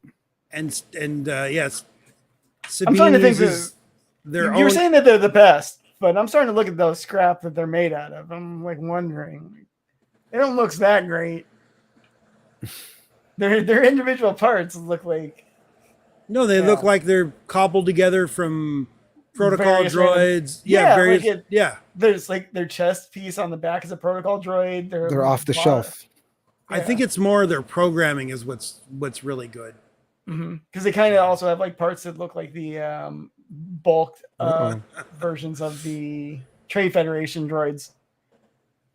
Like their legs are like bulked up versions of it. Yeah. Well, I mean, they got to be able to put skinny people in them, right? So Pretty much. But yeah, so this is our. Oh yeah. Then so, we get to that. I like this fight, the hand-to-hand stuff, and grabbing the blaster off the droid. I like. Yeah. I think it's done well. Whoever is choreographing this is doing a good job. Definitely. It's not too flippy, you know. Right. It's not Ninja flippy stuff. It's not episode 1 fights. No, episode 1 fights were good in a different way. Oh, that's what people were mentioning is like there is definitely a direction of like the broadsword style in this. Like right. They're actually wielding these blades and especially well, I mean we're about to get to a fight, so we can talk about it. Yeah, like Sabine's approach. Oh, I was so stoked to see this the good shot there, Lobo. Yeah. Like I was just like, yes, I've been waiting for this for like years. And the green is fetching for Sabine. Just throwing that out there. Like her with a green lightsaber, very fetching. Yeah. Like it looks. It's like that's the color she should be holding. Yeah. And, well, it's the Defender color. And I like how she's not so sure of herself. She's kind of a rookie with it. She's better than Mando. Mando's just like, whoa, what am I doing with this thing? You know, like he's all over the place. She has some training. Din's more of a shoot guy, not a sword fight guy. I'm surprised she also did train chuck the blade. She trained with the darksaber and was fine with it. So I'm gonna guess that a regular lightsaber is slightly easier than the darksaber. She looks a little out of practice, and she mentions it early in the episode. Like I'm. You know, she does the most important thing when wielding the lightsaber. She didn't cut herself. She didn't cut herself. Yeah. Which is actually, I like that about Vanda. Like that's something that could happen if you're not experienced. Like he actually hurt himself with it. That was great. That's like a nice touch. Gotta say. Right. But we did leave off the fact though that right before Sabine goes down to the ground level to interact with Shin and the other droids, that she calls for backup. So Ahsoka is on her way. Mm-hmm. And, yes. She does call for help. Yeah. And in these scenes, you're always like, hurry up, and they're like taking their time, get in the cockpit, turning the engines on. You're like, oh, she needs help like yesterday. Get there. Yeah, she needed you there 10 minutes ago. Yeah, that's how you build the tension, and it's great. The fighting moves were they're based in reality, and this Padawan doesn't look like too overpowered too. Like she's not like Maul versus Sabine, where Maul would just go and just tear her to shreds. She obviously is more skilled than Sabine, but not overpowering. It's an even match, and that's what makes it a good fight. Yeah, it's apprentice versus apprentice as opposed to. Yeah. But then Hadi gets supposed to Sith Lord bored of it. She kind of gets bored. I think it's like, more time to kill you. I think it's more frustrated. So she she draws power from her anger. Yeah. Well, it's like what do you call it? Emily actually mentioned earlier. It's like Sabine was fighting with emotion, and so is Shin Hati, but Shin's been like taught how to channel that, whereas Sabine is more like, you have to keep your emotions in check. Mm-hmm. Totally. But what a way to end the first episode of this show, like with this fight. I knew she wasn't gonna get whacked Yeah. right away. Oh, there, look, you got it right there. Right as she's being skewered. Right before. So this is the part that a lot of like, there's people who are like, dude, then Qui-Gon is just a loser then, because everybody survives lightsaber pokes now. Like, and like, Well, I think it's a placement thing. yeah, Yeah. You he got know, like like- Maul got him right through the spine and the heart. Like, Right. Yeah. Maul hit Qui-Gon. It was more like here, like mhm. in the chest Center area. mass. Center Yeah. mass. Hit this Whereas little area. Like, Shin got her there. off on The side, Grand but- It's like a in liver Kenobi, the Grand Inquisitor even. got stabbed in the same spot as this, and also what's her face? What was the Inquisitor in Kenobi? I can't remember her name. Riva. Riva, yeah, she got stabbed in the same kind of spot too. So Yeah. So everybody's I surviving know, but lightsabers now. Yeah. and So next people were like, everybody- lightsabers are useless now. Blah blah blah. I was like, okay. people No. have been surviving blasters too for a while now too. But yeah, they get cybernetic guts from Thundercat. Yeah, If you can get Yeah. medical attention fast enough, you can probably be okay. Qui-Gon there was nobody around to help. Right? You know, there right. was no ambulance around. So because they had a ship right there to pick up Sabine, you know, like immediately. Yeah. So it Ahsoka turns out was- if you can get help, you might have a chance, even if you get shot. right, but like, see, if, there's a lot of if Shin, cauterization going on. if Shin just did the stab, if she decided to do a slash, either way, really would probably have done Yeah, way just- more damage. Just like You know? just a little, Yeah, just a and little so wrist action. I- And I like, have you a gotta, like, Yeah, She old seems a tummy. little conflicted, even though she has a red or orange lightsaber. Like that, there's something going on there, and that makes for good, complex characters. Maybe she's not all bad. I don't know. Who there's knows? a bit of okay, at one time she was looking like sadistic, like she's really gonna go enjoy like going after this, and then like during the Right. actual fight she looks conflicted. yeah. So, right. Maybe maybe it's just the way that the character portrayed. I mean, the actress portrayed it, but we'll see. I guess it'll reveal itself in episodes. I think I'm glad I got to see this part though. I think it was more like what do you call it? She wasn't told explicitly to kill. She was told to retrieve the map. Mhm. You know, so, and being a Jedi, you know, well, Yeah, I don't know what she is to be honest, but maybe there is some. Maybe she had some like maybe she's been reading. So like, we're not supposed to like murder people. Like, you know, maybe she is conflicted. right? Who knows? Who Like knows? they're only they Well- only do what they need to do to survive, as opposed to let's just go on a murder spree, because they could just murder everyone and be the rulers of the galaxy if they wanted to. You know, Totally. well, I'm jumping forward, but he seems a bit conflicted about it even too. Yes. Yes. There is also she's picking up on that too. They're like, are we working with these jerks? Like, what's happening here? We want power, but do we have to work with these bad Like, guys? The line about like there's so few Jedi left. It's like, oh, yeah, That's what's making this show good. Like, you actually want to watch the next episode to figure out what's going on. So I think that they succeeded 100%. Like, what a great first opening episode, and the fact that they did 2 back to back. And my mom was like watching; she was like riveted too. She's like, "What's happening to her?" You know, like, it's a long story. It's a long story. Mhm. I got to dip out for 2 minutes. I'll be right back. Got to make Sure. a quick call. Can you put me back in the lobby, and then I'll. get out. yeah. So yeah, like Em said, they only kill people they get paid to kill. Yeah, hmm you don't see, you know, you They're don't see professionals, not mercenaries really- psychopaths. Exactly, professionals, not psychopaths. Exactly. But yeah, like, you know, Dan said that, or did you say it, James? The, you know, 50 something minute premiere, pretty good. Mhm. Yep. And then 40 something for the second one. So yeah, Yeah, pretty much got like a feature length movie at least. yeah. I kind of feel like that they, you know, with all this, Disney Plus and all the other streaming services not wanting to pay their writers and stuff, you know. Mm-hmm. Yeah, like I was gonna mention Put this it- earlier. put the I stuff forgot in the- to. Put the stuff in the theaters every week. It'd be fun. Right. What I was gonna say though is, do you think that they basically did it at a better release time for more like social media power, like, or so people will actually be talking about it? Like that's what I was thinking. Is like, yeah, if it's out at 6, the West Coast is gonna be watching it like no problem. Like Dan like was watching it with his mother. No, like, exactly. It made it more accessible than putting it on at midnight when everybody's dopamine drained and like tired from their day. Well, I mean, midnight for us here in California, but like it was on at 3 a.m. for the East Coast.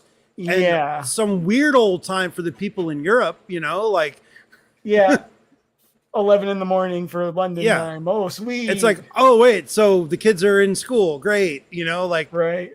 Like or people are either at work or in school or in bed. Yeah.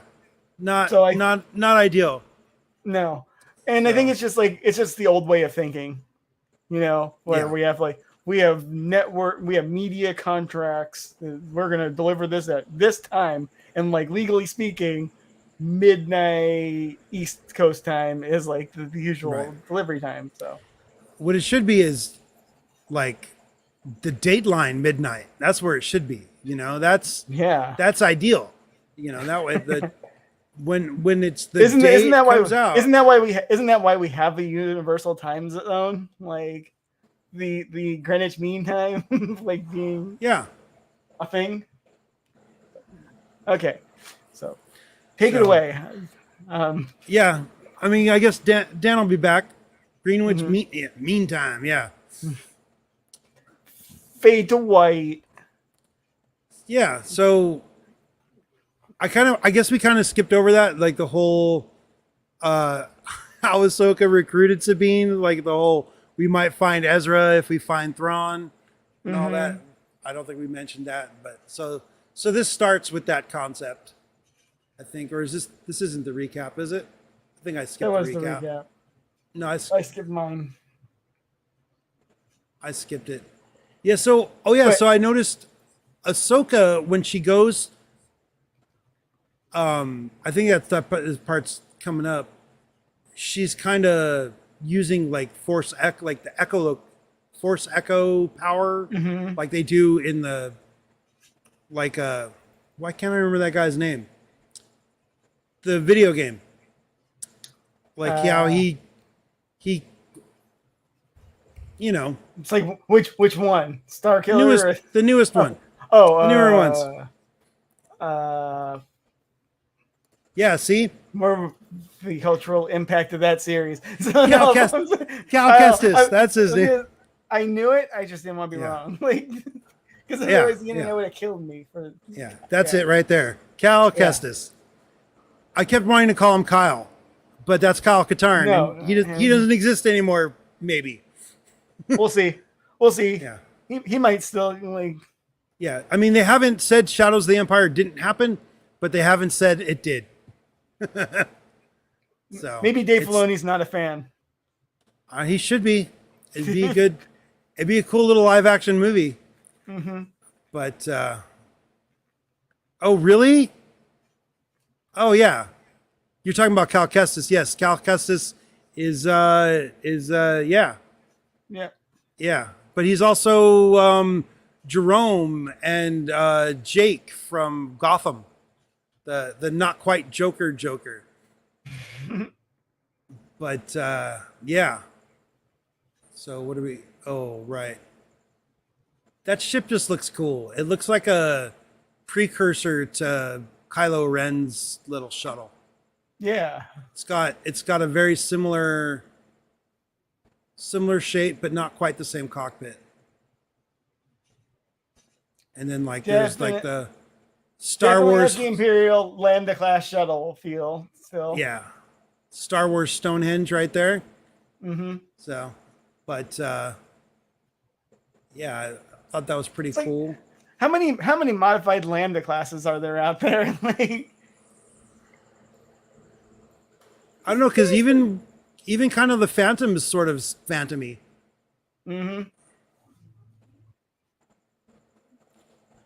So yeah, and what the Bad Batch live on like a very big version of a lambda, basically. Like, Yeah.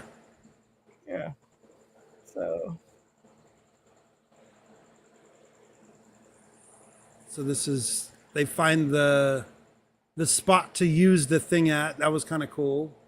I wonder if there's some weird artifact that's no one's found yet that you could stick in the middle of Stonehenge and get some cool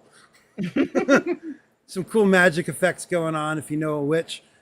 well, you just haven't been to the temple of the Dagamere night witches and to find the thing inside cake, black sand, perhaps, or maybe Right. a dagger with the exact shape of a horizon to set it up against. Like, oh, that's That was a little extra far fetched, I think. No. Why would they have that? Why would someone make a dagger with that? That's just it makes those last two movies. Yeah, it makes those last two movies very, very, very extra. I did Yes. like the musical build during the actual like credit sequence. Oh yeah, Great music again. so all right. So here where are we at on this? So yeah, so Ahsoka talks to Sabine in the hospital and decides to go check out Sabine's pad and meets the. Oh, you know what? Let me back that up just a sec. Pretty good shot of the little loaf cat there with the weird feet. I don't know. It kind of weirds me out. But They have like chicken feet. yeah, but they're a little meatier than chicken feet, but they're not webbed enough to be duck feet. Like Emu. They got emu feet. Okay, yeah, I'll go with that. Emu feet.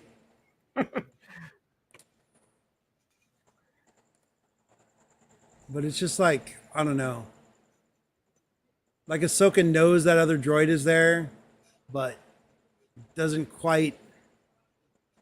100% sure. And then we get the take the head back to Sabine. Here's my question though. They showed like the shot of her looking up like later at like when she's at the house. And she's like, how like there's like this look where how am I getting up there? And then they just cut. Like, how did she get up there? So like All right. Well, I mean there's an elevator. I mean, she could have used the force to run up the wall, I guess, but or just use the elevator. yeah.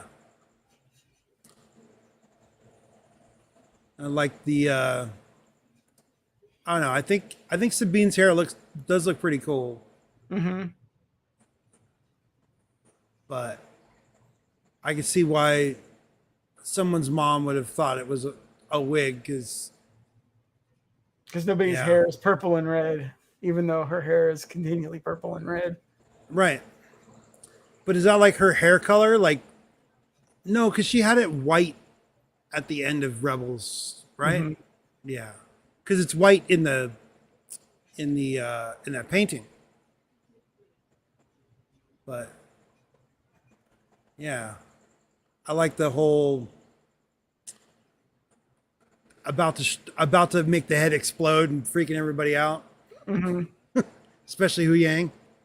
Oh yeah. Yeah. And Cindy will be like, "Go for it." Yeah. Oh yeah. Hologram. Yeah. Yeah. It's pretty funny. And yeah, so of course, this is when they discover that the droids came from Corellia, which we haven't seen in live action since the Han Solo movie. So that's true, yeah. But I didn't mention it earlier, so I'll just mention it now. Since Hera is like she's got the cut off her right when I went to it. It's got the constant little flicker. I like that they kept that. They didn't make it all clean. Yeah, like, she looks interlaced and interference. Yeah. good stuff. I just like that the holograms are like interlaced looking. Like you can make a 3D hologram, but it's basically still going to look like it has scan lines. Right. So yeah, so they cut back to Also, why do I not remember the name of the planet that the Sith Stonehenge is on? Star Wars, that where they put the ball. Also, I'm pretty sure the power connectors that she connected to the head Yeah. are guitar cables. Like they're audio cables, like quarter. Oh yeah. Audio The cables. big fat pin, yeah. Yeah. So I did like this when Morgan comes to check the site out. There's the green magic going on. Mm-hmm. But I kind of was hoping it would be a little more smoky. Mm-hmm. You know, like it was on the Rebels cartoon and in Clone Wars. Mm-hmm. But I thought it was kind of neat that they paid a little bit of homage to the Night Sister magic. Mm-hmm. And there's a lot more stuff on that orb. Mm-hmm. It's kind of like a full galaxy map. It's pretty cool. She I don't know, she seemed more, Morgan Elsbeth seems more pale in this series than she did in Mando season 2. Uh-huh. I don't know if they're trying to make her more Night Sistery witchy or what, because like she dang it, I'm just letting it play and I tried to just switch to her, but they changed the scene on me. Yep, they got you. But I mean, it could also just be lighting stuff that's making her look like that. Mm-hmm. Oh, yeah. Hey, Dano's back. What's up, man? Dan. You're muted. Sorry about that, guys. Duty calls. There you are. Yeah. Understood. Duty. Oh, what? Yeah, I know. I was like- well, I did relieve myself too. Why not? Too much info, bro. TMI. Why is my background's all messed up now? Yeah, you're right. You're fine. Phasing out of reality. Looks There we looks go. like you're on Tatooine or something now. Just got to change that threshold. Yes. Yeah. that So- stupid threshold. So, what do you guys think about? So, during this scene here, Morgan claims that Thrawn's calling out to her. Mm-hmm. Thrawn's not a force sensitive guy. He's not even a magic guy. Okay, like- but he is smart enough to use whatever resources on the other galaxy to send messages back to this one. Like he Fair. probably doesn't want to be there. Maybe he figured Fair. out like, hey, maybe I need to communicate. The Dathomirian Night Sisters knew about some way back. Maybe there's temples on the other side, like the one that we just saw. And how cool was this temple, by the way? I know I missed the scene. Yeah. But I was these calling ruins- it Star Wars Stonehenge or Sith Stonehenge. Yeah, this is the kind of stuff they should have at Disneyland. You know, like Yeah. I gotta say though, her hairstyle is like the most Star Wars hairstyle I've seen in a long time on him. Like there's like 2 knots, there's like braids, there's like other braids into the other knots. You should the see how braids, Emily's yeah. been doing her hair recently. It is. oh yeah, Game of Thrones style, right? I've seen Yep. photos on very cool, Yeah. very cool stuff. But I just love having the Night Sisters like being in live action now, like because they were always part of Clone Wars, and I liked all Yeah. the Savage Press episodes, and so this is like a continuation of that, you know, to that whole plot line. I'm stoked about it. I really am. Right. Oh yeah, Marok. It's just Marok. So that's that other Inquisitor. Okay, that okay. they Is that the fight. guy in the armor that jumps? We see later. Yeah. Okay, so there's people are saying that is that Ezra in disguise? I don't really No. think so, but Marok is not Ezra. Okay, Because he seemed to have force powers. Well, yeah, he's an Inquisitor dude. He's an Inquisitor, but these are not. He's got the Inquisitor freaking spinny lightsaber. He does, and he's working with this lady who's an Imperial sympathizer. Yep. So that kind of works, I guess. He could be one of the last Inquisitors that are left. Yeah, that's right. This is way after Jedi. How is there Inquisitors left?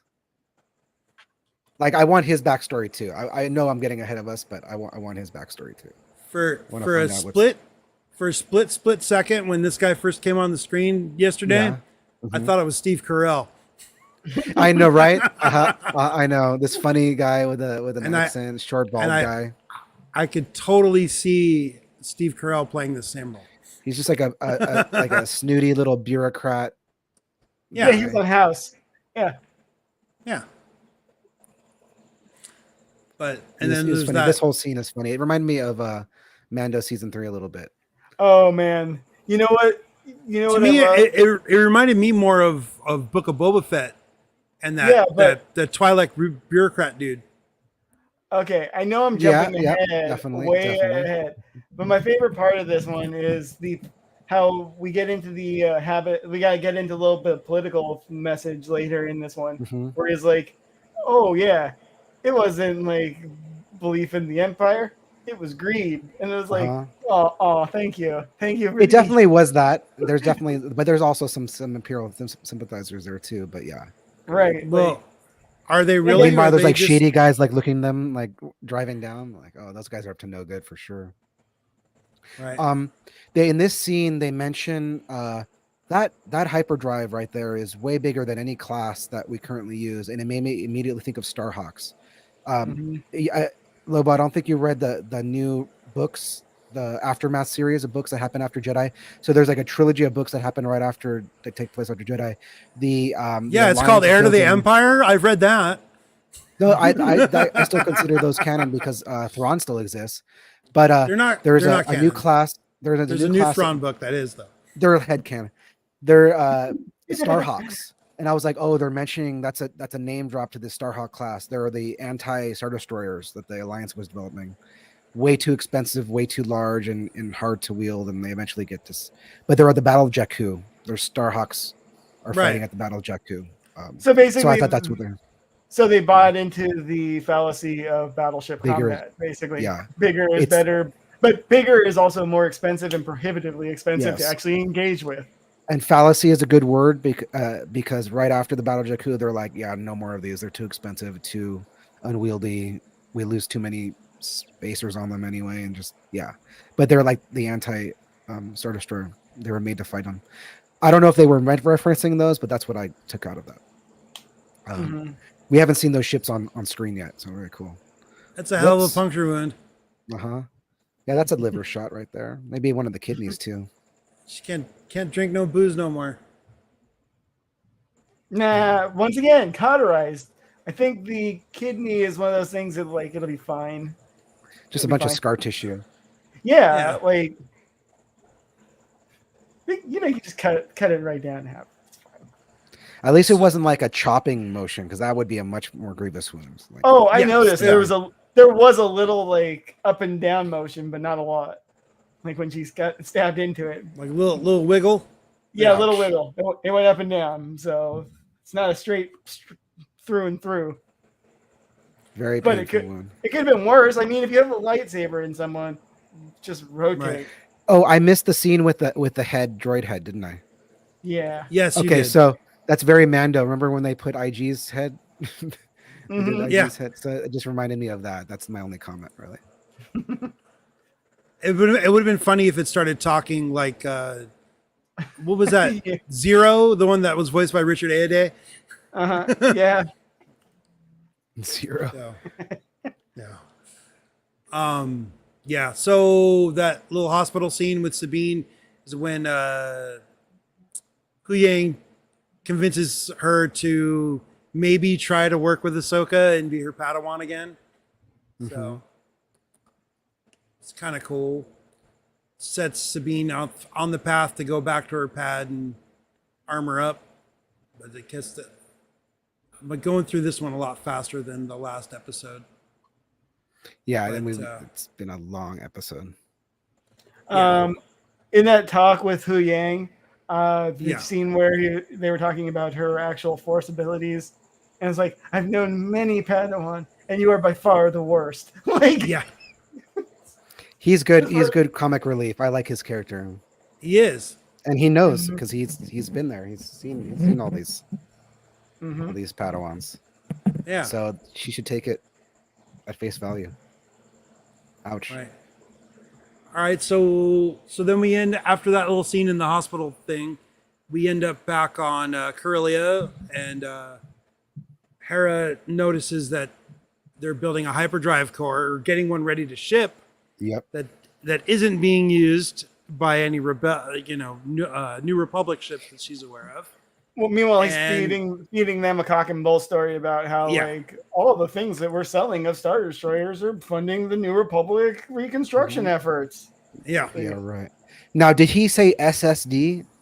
He I don't know did if say can pull up SSD. So it was He a does. Super Star Destroyer's hyperdrive. Yes. It's a big boy. Yes. Okay. Yes. That's what I thought. I thought it was kind of funny that he even said SSD, like as far as the colloquial name. Yeah, Yeah. it's translated for our benefit. Mm-hmm. Yeah. There's no S in Arabic, but there's a syllable maybe. How is there no S and the name of the thing has an S? Super There's no Star English. Destroyer. A super star. And there's people named Solo and Skywalker. Well, there's the sound S. It's just not necessarily. Yeah. It's not called an S. There's no symbol S in Arabic, as far as I know. Right. It's a $sign. But we're getting that's like semantic Star Wars stuff that's been. We're getting deep into argued. the But yeah, that is exactly what it said. This looks like the bridge of a Star Destroyer, doesn't it? Yes, it does. It does. Maybe look it's a like little that. overshadowing. I mean, it was a production facility. Well, so- I mean, it sort of does, except there's no engineer pit below. yes, because Mhm. they're not actually flying anywhere. But it's just a cool shot. This show is full of the previous episode and this one just a bunch of cool shots, man. And I like the way they do it too. They're not too in your face with it, but they're like, check this out. And they do like these slow push-ins Right. or pans and stuff. So, But she figures out something's funky is going on right away. right. So they start asking about the droids and any HK droids here. And he's like, no, there is. No assassin droids. Yeah. Like, hey, you're the. But this is sir, there's one. I know. It's like, oh Right. God, stupid droid. Yeah. Big mouth droid. Yeah. Well, that's the way That they- also like copped attitude. Like, yeah. Prevented 3PO it. is not the only one What? that just talks without thinking. Talks out of turn. Uh-huh. Yeah. Offers information that maybe not necessarily prudent. Well, it's because they lack a sense of duplicity. Like he doesn't know. Yeah. They don't know that they're like not supposed to detain. Like Yeah, volunteer because this they're information. kept out of the loop for this very reason. So it kind Yeah. of bit him in the butt. Right.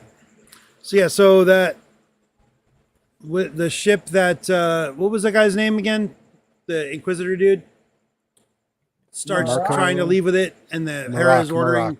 Yeah. Turok. Hera starts order. Dinosaur Hunter? Yeah, dinosaur. Which is based on a comic book. I never knew, but never. Oh yeah, for sure. I didn't know it was like big history behind that guy. Yeah.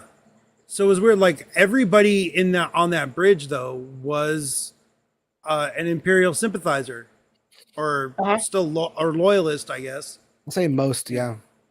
Yeah. I mean, they were working. Well, 'cause they're all three, on the payroll. They're Yeah, getting all money three- for all this stuff. all three people in the red jumpsuits were like, tried to attack Hera and Ahsoka. yeah. Yeah. And the What does the guy say? Long live the Empire! So I try and blast He him? says for Yeah. the Empire. Oh. yeah. Because if he Idiot. said for the Emperor, Warhammer 40K people would be like, what? How? No. Yeah. I mean, Sorry, I worked you're at gonna take THQ on for a a- long time. What? Yeah. I mean, you could probably take Hey, down a you do know general, there's but a new not one. Ahsoka. What a waste. Yeah. What a maroon. Yeah. But yeah. I'm So rewatching it right now just to see if. Oh, she's pretty nice. She only cuts the gun instead of going for the whole ass hand. of the The first guy who pulls the gun, like right. Is it? Oh yeah, it is just the.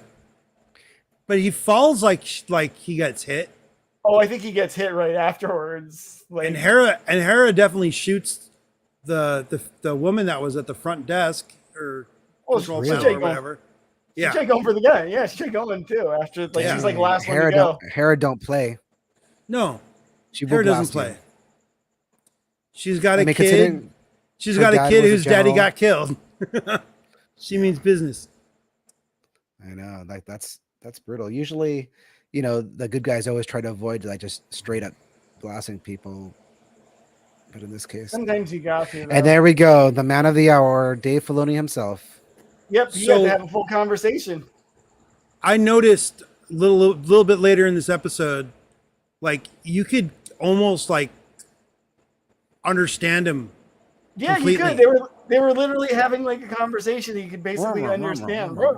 Okay. Yeah. like You went through my like stuff, Chopper- didn't you? Like yeah, that, I didn't. Yeah, like where's my thing? Where'd you put my thing?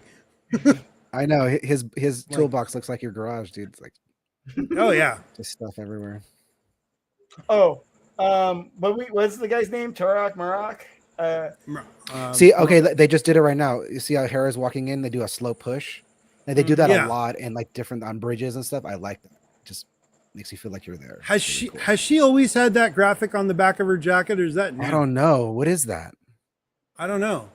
We'll have to do a high res screenshot and enhance. I just wanted to point out that Turok Marok, whatever, is wearing a bassinet as far as the type of helmet he's wearing. It's like I like that. That was a good combat helmet choice. Really? It kind of looked like the thing that fencers wear, the mask. too. Yeah, No, it's a bassinet. Like look at it's like a medieval helmet type. It was like that's great. It fits in with the medieval combat style in this show. Everybody's Mhm. wielding broadswords and yeah, I like it. And then Ahsoka jumps Yeah. out the window. It's a cool Right. shot. She blasts herself out that. Like, I'll take the quick way since I'm a former Jedi. I can do this kind of stuff. right. I feel like it's the like when second cool pose in the second episode. Keeps getting to do Mhm. cool poses. She Yeah, had to do this- like yeah, Superhero Like, this pose. is- yeah, this like is popping out this- last week, popping out last episode where she's like jumps out like ready to fight, and then Mhm. this one. Filoni is landing. definitely pulling from like samurai movies with this kind of stuff here. yeah. But yeah, she superhero lands that shit.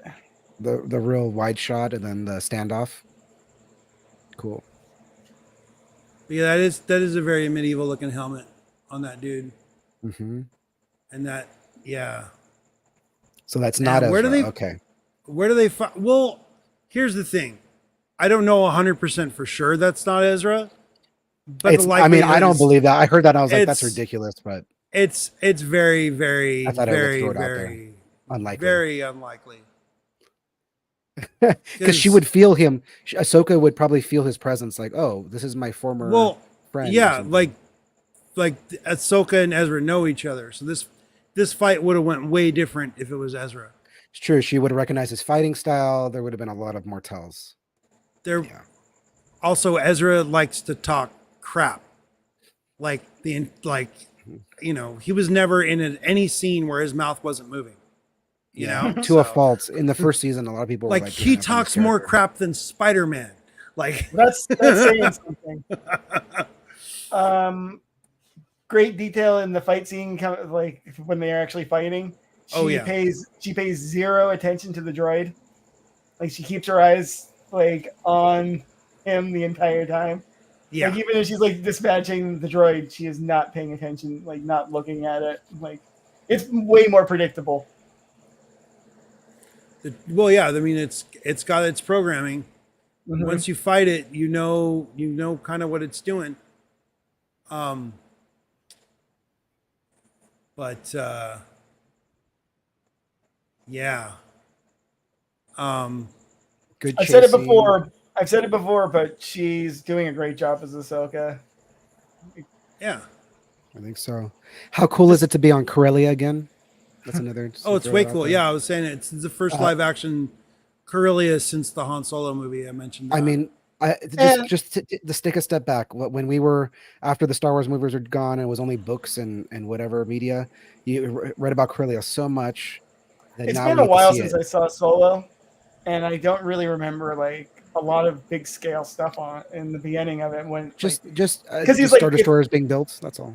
right Like because under most of it's construction. like grungy. He's like in the Yeah. gutters and the Yeah. sewers, and the only time you get out from that is when he's leaving. So like you don't really see a lot of like the No, big you definitely see more in this one than you do in Solo. yeah. Of the construction yards, anyway. Mm-hmm. Yeah, Rosario is perfect. Yeah, she gets like Agreed, the Emily. attitude. She gets the attitude down. Like Yeah, like and the way deservedly so. Like Soka should have an attitude like that. People are like, "Oh, she's unlikable," Yeah. whatever. It's like, do you know what kind of stuff she's gone through? Come on, just like like the you don't little know the smirk character. though. Like the way Uh-huh. she like smirks when challenged. Like oh fun. In fact, the So, stuff that she's considering what she's gone through, she's actually somewhat well adjusted mm-hmm. for a gray Jedi. Yeah. Amazingly well adjusted for. Yeah. I mean, Someone who doesn't So have the being Darth rigid Vader's kind of- former apprentice and all that. and turning So- out Jazz. okay. Like so when this happens here, this dude gets that little call and he goes into Uh-huh. spinny saber mode. I was Yes. really hoping that would come back and he would use the propulsion from the spinny lightsaber to To actually fly. get out yeah, to do the go gadget copter thing. But I thought she Yeah. was gonna. I thought she was gonna smack it. oh yeah, Emily makes a great point here. She's a fan of Ahsoka, like Henry is a fan of the Witcher series. That's why Henry Cavill was such a great, you know, It's Witcher. true. Gerald. great Geralt, Geralt. Geralt. Yeah, Gerald. She's So- invested in the character. Mm-hmm. yeah, totally. This stuff looks so cool. This space stuff. I just Yeah. keep putting Oh. myself in like 20 years ago and seeing like the special effects and stuff right now. It'd be like, you know, I Yeah. enjoyed it. I enjoyed it, but I still think it's funny that Dave Filoni gave himself a hero moment. I mean, Chopper's done a. He's saved the Chopper's saved the day a couple Does- times. I didn't watch the credits on either one of these. I probably should. Uh-huh. Is Dave credited as voice of Yeah. Chopper? Now that we know it's him, because for the longest time they kept it a secret. It was Chopper as himself. Right. Uh-huh. But now that secret's out, after Rebels finished, they were like, "Oh yeah, by the way, Dave was the voice the whole time." We kind of Yeah. knew, but had no confirmation. It's great when Chop's flipping out, literally flipping out from Yeah. like the gunfire, banging on the side. Like, Like, I'm out here, damn it, let me in. I know. He's like, you're in comfort inside the hull. I'm out here exposed. He's freaking out. Yeah. Perfect Chopper moment. I Right. look forward to seeing a lot more of him in this season too. So we got to see more Chopper. We got to see Hera's son. What's Hera's son's name? No, we didn't see her son yet. No. I mean, but I want to. Jason what's his- Syndulla. Jason, like Yeah. Jecen. Jacen, yeah. Oh, that's a throwback Like- to the books. Like Jason Kinda Solo used to Solo. Uh-huh. was Yeah. spelled, yeah. Uh-huh. was Wow, before they he was snuck- still a thing, when he was still Yeah. a Filoni's character. sneaking those things in there. Wow, No. awesome. But, The end of this episode kept going. Every time I thought it was going to end, like I thought it was going to end right here. Or Yeah, like in the 'cause- next- but it's great. because right after they escape with that hyperdrive, they cut back to Sabine on oh wow, why can't I just blink Lothal. Sabine Underpad on Lothal, digging out her Mandalorian armor and giving herself Yes. Kanan Jarrus style samurai haircut, prepare for battle kind of deal. I know it was all good stuff. I was like, yes, this is so dope. Yeah, she lays out her armor, on the floor, and then like cuts her hair with a knife. I'm just glad they didn't do like a force voiced moment and throw in Kanan's voice. I'm really glad they did not do that. Use your hair. Yeah, because like I don't know, Lose your hair. I just really don't like I just really don't like the voice actor for Kanan. I won't even say his name. Oh wow! Is there a controversy? We don't have to get into here, but No, I think he just doesn't like him. Do you not know who I'm talking about? Do you know who the voice actor for Kanan is? I remember. I know who you're talking about, but I didn't know there was like controversy. Yeah, no. I know he. Talks there's about not a lot of controversy for some people, but there is for me, because he's one of those jerks. Who's like, there's no such thing as a great Jedi. He's one of those guys. Oh. Yeah, he's one of those. Well, that's what I actually mentioned. And he wrote Jedi a lot earlier. of stuff. He wrote a lot of stuff for WWE that just totally pissed me off. Got it. Okay. Well, he dead. So yeah. I was happy about that. Yeah. So. But yeah, it's the best way he could have gone. And then what happens after that? Oh yes, we see where the hyperdrive goes. Right? Did we see that? Yeah. Well, yeah. The biggest hyperdrive ring ever existed. Hey, don't forget the bone thrown to me, Andor fan here. I need that little bit of like capitalism bad. I'm seeing it. Okay? It was greed the whole time. Yeah, the real enemy was greed. It wasn't the Empire. Like, okay. Well, I mean, Those the guys would Empire have sold is that hyperdrive to anybody who was paying. Come on. Yeah. Yeah, but it was already. It was the people that were already working. All those people already worked for Morgan Elsbeth. Yeah. They kept their jobs because they needed people that knew how to do their jobs. Yeah, and they never changed allegiances at all. No. They just kept doing. No, they were like, "Oh, you're going to pay us? You're going to pay us?" You know, so it's like, but, you know, yeah. So yeah, they put the. Sorry, I got kind of distracted. What did they say what the planet that was? Where they brought the thing? Hyperspace. Or they don't mention. Oh, they mention it. Yeah. They say it goes into orbit around some blah blah blah planet, and they're gonna go there. Right. Hu Yang says that after Sabine already like, there's a good shot. Sabine ready to go, telling Ahsoka, "I'm ready to start where we left off," which is cool. Mm-hmm. So. Totally. I mean, this whole her looking in her armor, that's going to be a #1 cosplay Halloween costume this year. It's probably too late for Halloween unless they can 3D print those real fast. But I mean, her armor looks great. There's tons of Mando armor out there. It's just a paint job. But I do have to say she has some unique pieces. Yeah. Just customized. Like, if you really look at what like Mando is wearing as his clothes underneath the armor, he's like pretty dressed down. Like, she's got like a pretty nice combat suit there. What's the thing like? Yeah. Well, I mean, she's the artist. I mean, she's gonna make it look as awesome as she feels is necessary. There was also the musical cue that happened when Ahsoka was leaving and they were like showing Syndulla, and it was literally like cross between the hopeful, like which I can't remember whose theme it is, but it's like it sounds like the cross between a Star Wars theme and the Stargate theme song. It kind of looked like a giant Stargate. But this, yeah. I mean, Kevin Kiner knows what he's doing. Mm-hmm. So, but oh yeah, here we go. The one of the earliest teased scenes from the series, Sabine going up to the mural. Yes, I'm gonna have to go find out. So they transported this mural. They moved it into this building. I guess. Like I feel like it might be painted on like insides of like some of the walls from the destroyed Jedi Temple on Lothal, but That's I don't weird. I don't know. I don't know for sure. Who is it? This actress? Is she in anything that I know? I mean, that's a vague question, but is she? Okay, I would need to know everything that you know first. I know. That's why as soon as I said it, I was like, "Oh, that's probably gonna be a hard one." I don't recognize her, but I think she did a great job. I buy her as Sabine for sure. She was. I don't remember her in Guns Akimbo, but that movie's fantastic. If you haven't seen it, No, I'll have to look it up.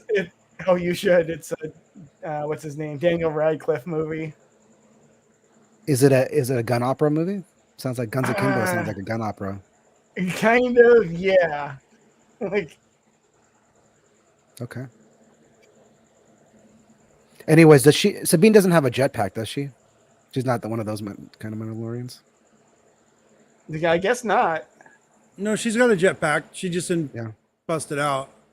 She was in some Crouching Tiger thing too. Oh, Sword of Destiny. Dragon. Crouching Tiger, Hidden Dragon, Sword of Destiny. I didn't even know that was a thing. I didn't know either, but Michelle Yeoh's in it too. So might have to track that down. It's from 2016.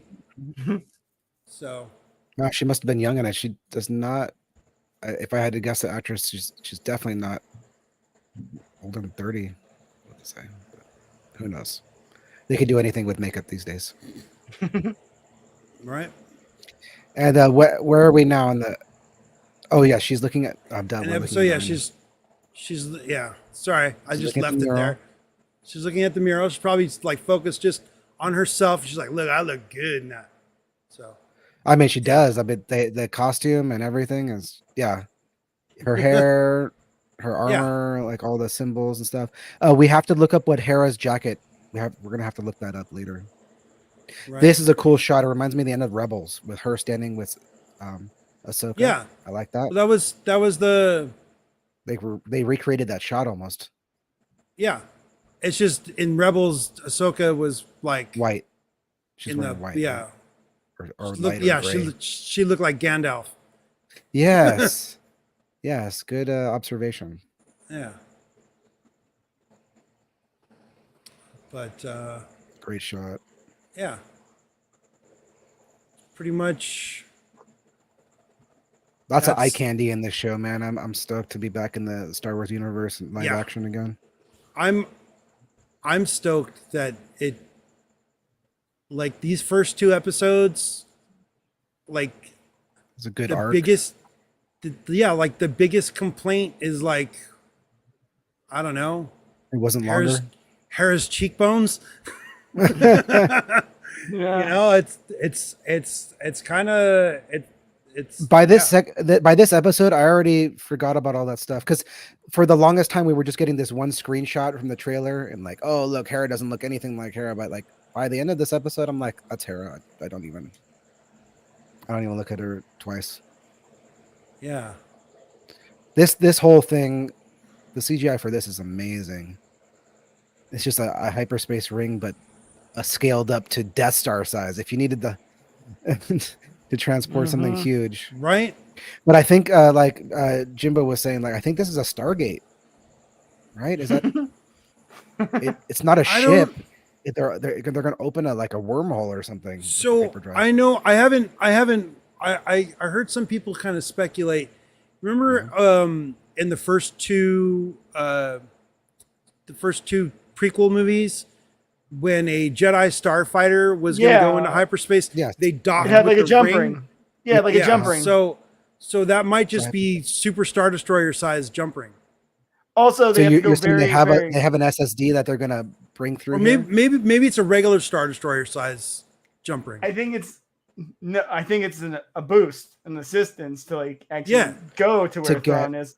Yeah, like you need more than a normal like hyperdrive unit. You might need like 7 hyperdrive units. We're not seeing the total purple. We're just seeing the hyperspace ring. We're not seeing the actual what's going to get them there yet. No, they're assembling the thing that they need to get there.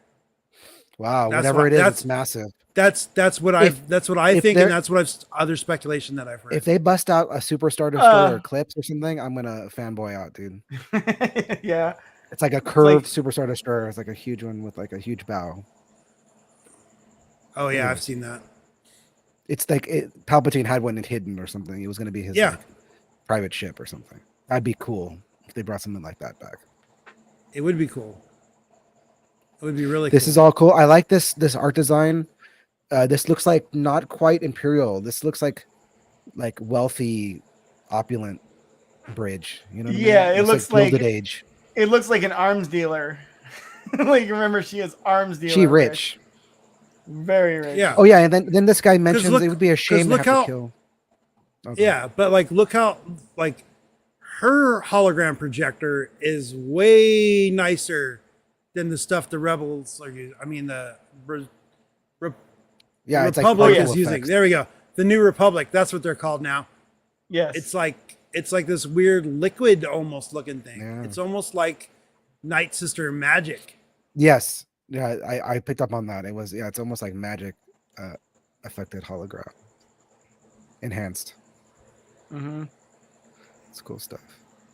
Man, I'm so bummed that he passed away. Yeah. Now everybody's like, he's probably not going to make it through this. He's probably not going to make it through this season anyway. But still, that's no consolation. I was kind of thinking last night. I was like, maybe if they do something where like he gets real messed up at the end of this, and they put him in like a Darth Vader kind of suit where he can't talk, and they just put a big dude in a suit that covers his face. So it could be the same character, but not have him kind of like turn him into like the Mountain from Game of Thrones, you know, like just, you know, this big domineering thing, and then have Shin Hati kind of be calling the shots, like, or at least be the mouthpiece for the duo. Oh, that reminds me, another people are saying Shin Hati is secretly marriage age. She's going to turn her hair red at the last episode. I'm like, oh God. Oh God. They're just grasping at anything. I'd be cool with it. I'd be cool and with. Then she cuts Balin's head off, and that's the end of the season. I'd be cool with Shin Hati hooking up with Luke Skywalker. I'm cool with that. I mean, we'll see what happens. Yeah, this is great end to a. Actually, there's a little more with Sabine and Ahsoka after this. Is there? But yeah, when she calls her Padawan, and Sabine gives her a smile. No, we already passed that. Yeah, it was a little before it. We did. Oh, so this is the very end. Yeah. Yeah, this is the very end. Wow, way to go. The thing on the thing. Yeah. Stoked. It reminds me of the end of episode. What was it? Episode 3 when Darth Vader and Tarkin are, and he's just like looking out the window. You know, you're kind of like seeing the future. Yeah. And he's looking at the Death Star being built. Kind of. Yeah, I can't wait till. So I don't know. Do you guys know? Is this the new time for Star Wars, or was just this the premiere? I haven't looked it up. Do we get next Wednesday? I think this is the new time. I think Tuesdays at 9 p.m. Yeah, Pacific time every Tuesday. I hope so. I thought that's what I read on the thing when they announced the new time. Like 9 p.m. Eastern. 9 p.m. Eastern, 6 p.m. 6 Pacific. Yeah, got it. Yeah, that's right. Yeah. Okay. Well, hopefully it sticks to that because being able to watch it before the sun was totally down here was pretty neat. Yeah. I was telling Lobo while you were gone, man, that it was kind of nice that it was on at a normal time for normal people, like where you can watch it with you can actually watch it family. Like I said, my mom just happened to be there and decided to sit down and watch it. Right. She never does that, so that would have never happened if it was at midnight. It says that the premiered at 9 p.m. Eastern Standard Time. 2 episodes. Subsequent episodes will release weekly on Tuesdays at that time, with the series scheduled to conclude on October 3rd, consisting of 8 episodes. Radical. So yeah, that's the new time. I'm stoked about it. That is good to know. Yep. Oh. I got mean for. Oh, I got a heart out, guys. Okay. Yeah. All right. Go ahead. I will catch you. Go handle business. And I'll show you how to do the easy screenshot thing. It'll make our lives much easier. And yeah, great to catch up. We're back. Right. Star Wars is back. Yeah, I'm stoked. We're back. I'm just I'm like, wait, it's Tuesdays. I'm like looking at my calendar because I got a couple. Okay. Yikes. All right. Now you got conflicts because they're like not at midnight. No, I got my next conflict is I think I'm going to Disneyland on the 6th of September, which would be the same time that we usually do the day after stream. So we'll have to maybe we'll do it. I don't know. Have you or DanMalore host the thing, and I'll dial in from Disneyland. I'll be at Galaxy's Edge doing my share of this. Do a live check-in. Can Yeah. we do it? Can we actually have you connect with your phone? Yeah, I could probably do that. But one of you guys would have to do the actual hosting. The hosting, yeah. So we could figure it out. That'd be kind of neat. Yeah, exactly. Yeah, like Em said, super exciting to watch before I have asleep. Yeah. Yeah. Yep. Totally. Yep. Get to watch it with a full like I said, it's way different not being exhausted when you're watching the show. Right. It's a lot easier to remember the stuff that happened when you're not half asleep or intoxicated or a little bit of both. Yeah. Exactly. You know, if you're only a little bit of one, it's a lot easier a lot easier. But yeah, so that was cool. I can't wait for the next episode. Hopefully they give us some info on Bad Batch season 3 at some point. Hopefully they give us a release date for Skeleton Crew, because I know that's already all done being filmed. I don't know how much of it they've finished, but you know, I would really like this whole writers and actors strike crap to be done with. I call it crap because I'm frustrated with it, not because I think it is crap. I'm just I you know, those people need to be paid what they deserve to be paid.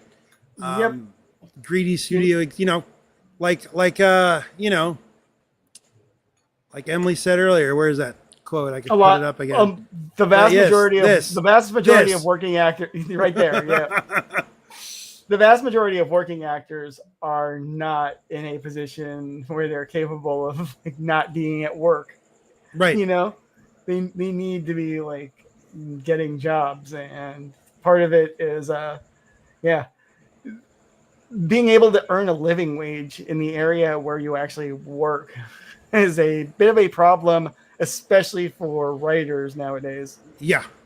So yeah, if you want good entertainment, you got to kind of like make sure the people who want to make it can actually live. Yeah, totally. But with that said, I think it's 9:30. Yeah, good time to call it. It's 9:30. We've been going for what? 2.5 hours. Is it really that long? Jeez. Just under, like a shave. Yeah. So yeah. Those of you who watch this video, thanks for watching the video. Emily, thank you for participating with the chat. You definitely made this a little more entertaining. And one of these days, you're gonna have to come be live with us, even if it's just your voice and a still picture. If you don't want to be on cam, whatever's comfortable for you. And you could tell us that we have the wrong answer much faster that way. Yes, you could. Yeah, definitely do that. Not rely on one of us to notice it in the chat. Let me slowly like go to the Wikipedia. So, but with that, again, thanks everybody for watching. Please like, subscribe, all that kind of stuff. And with that, we are out of here. May the force be with you.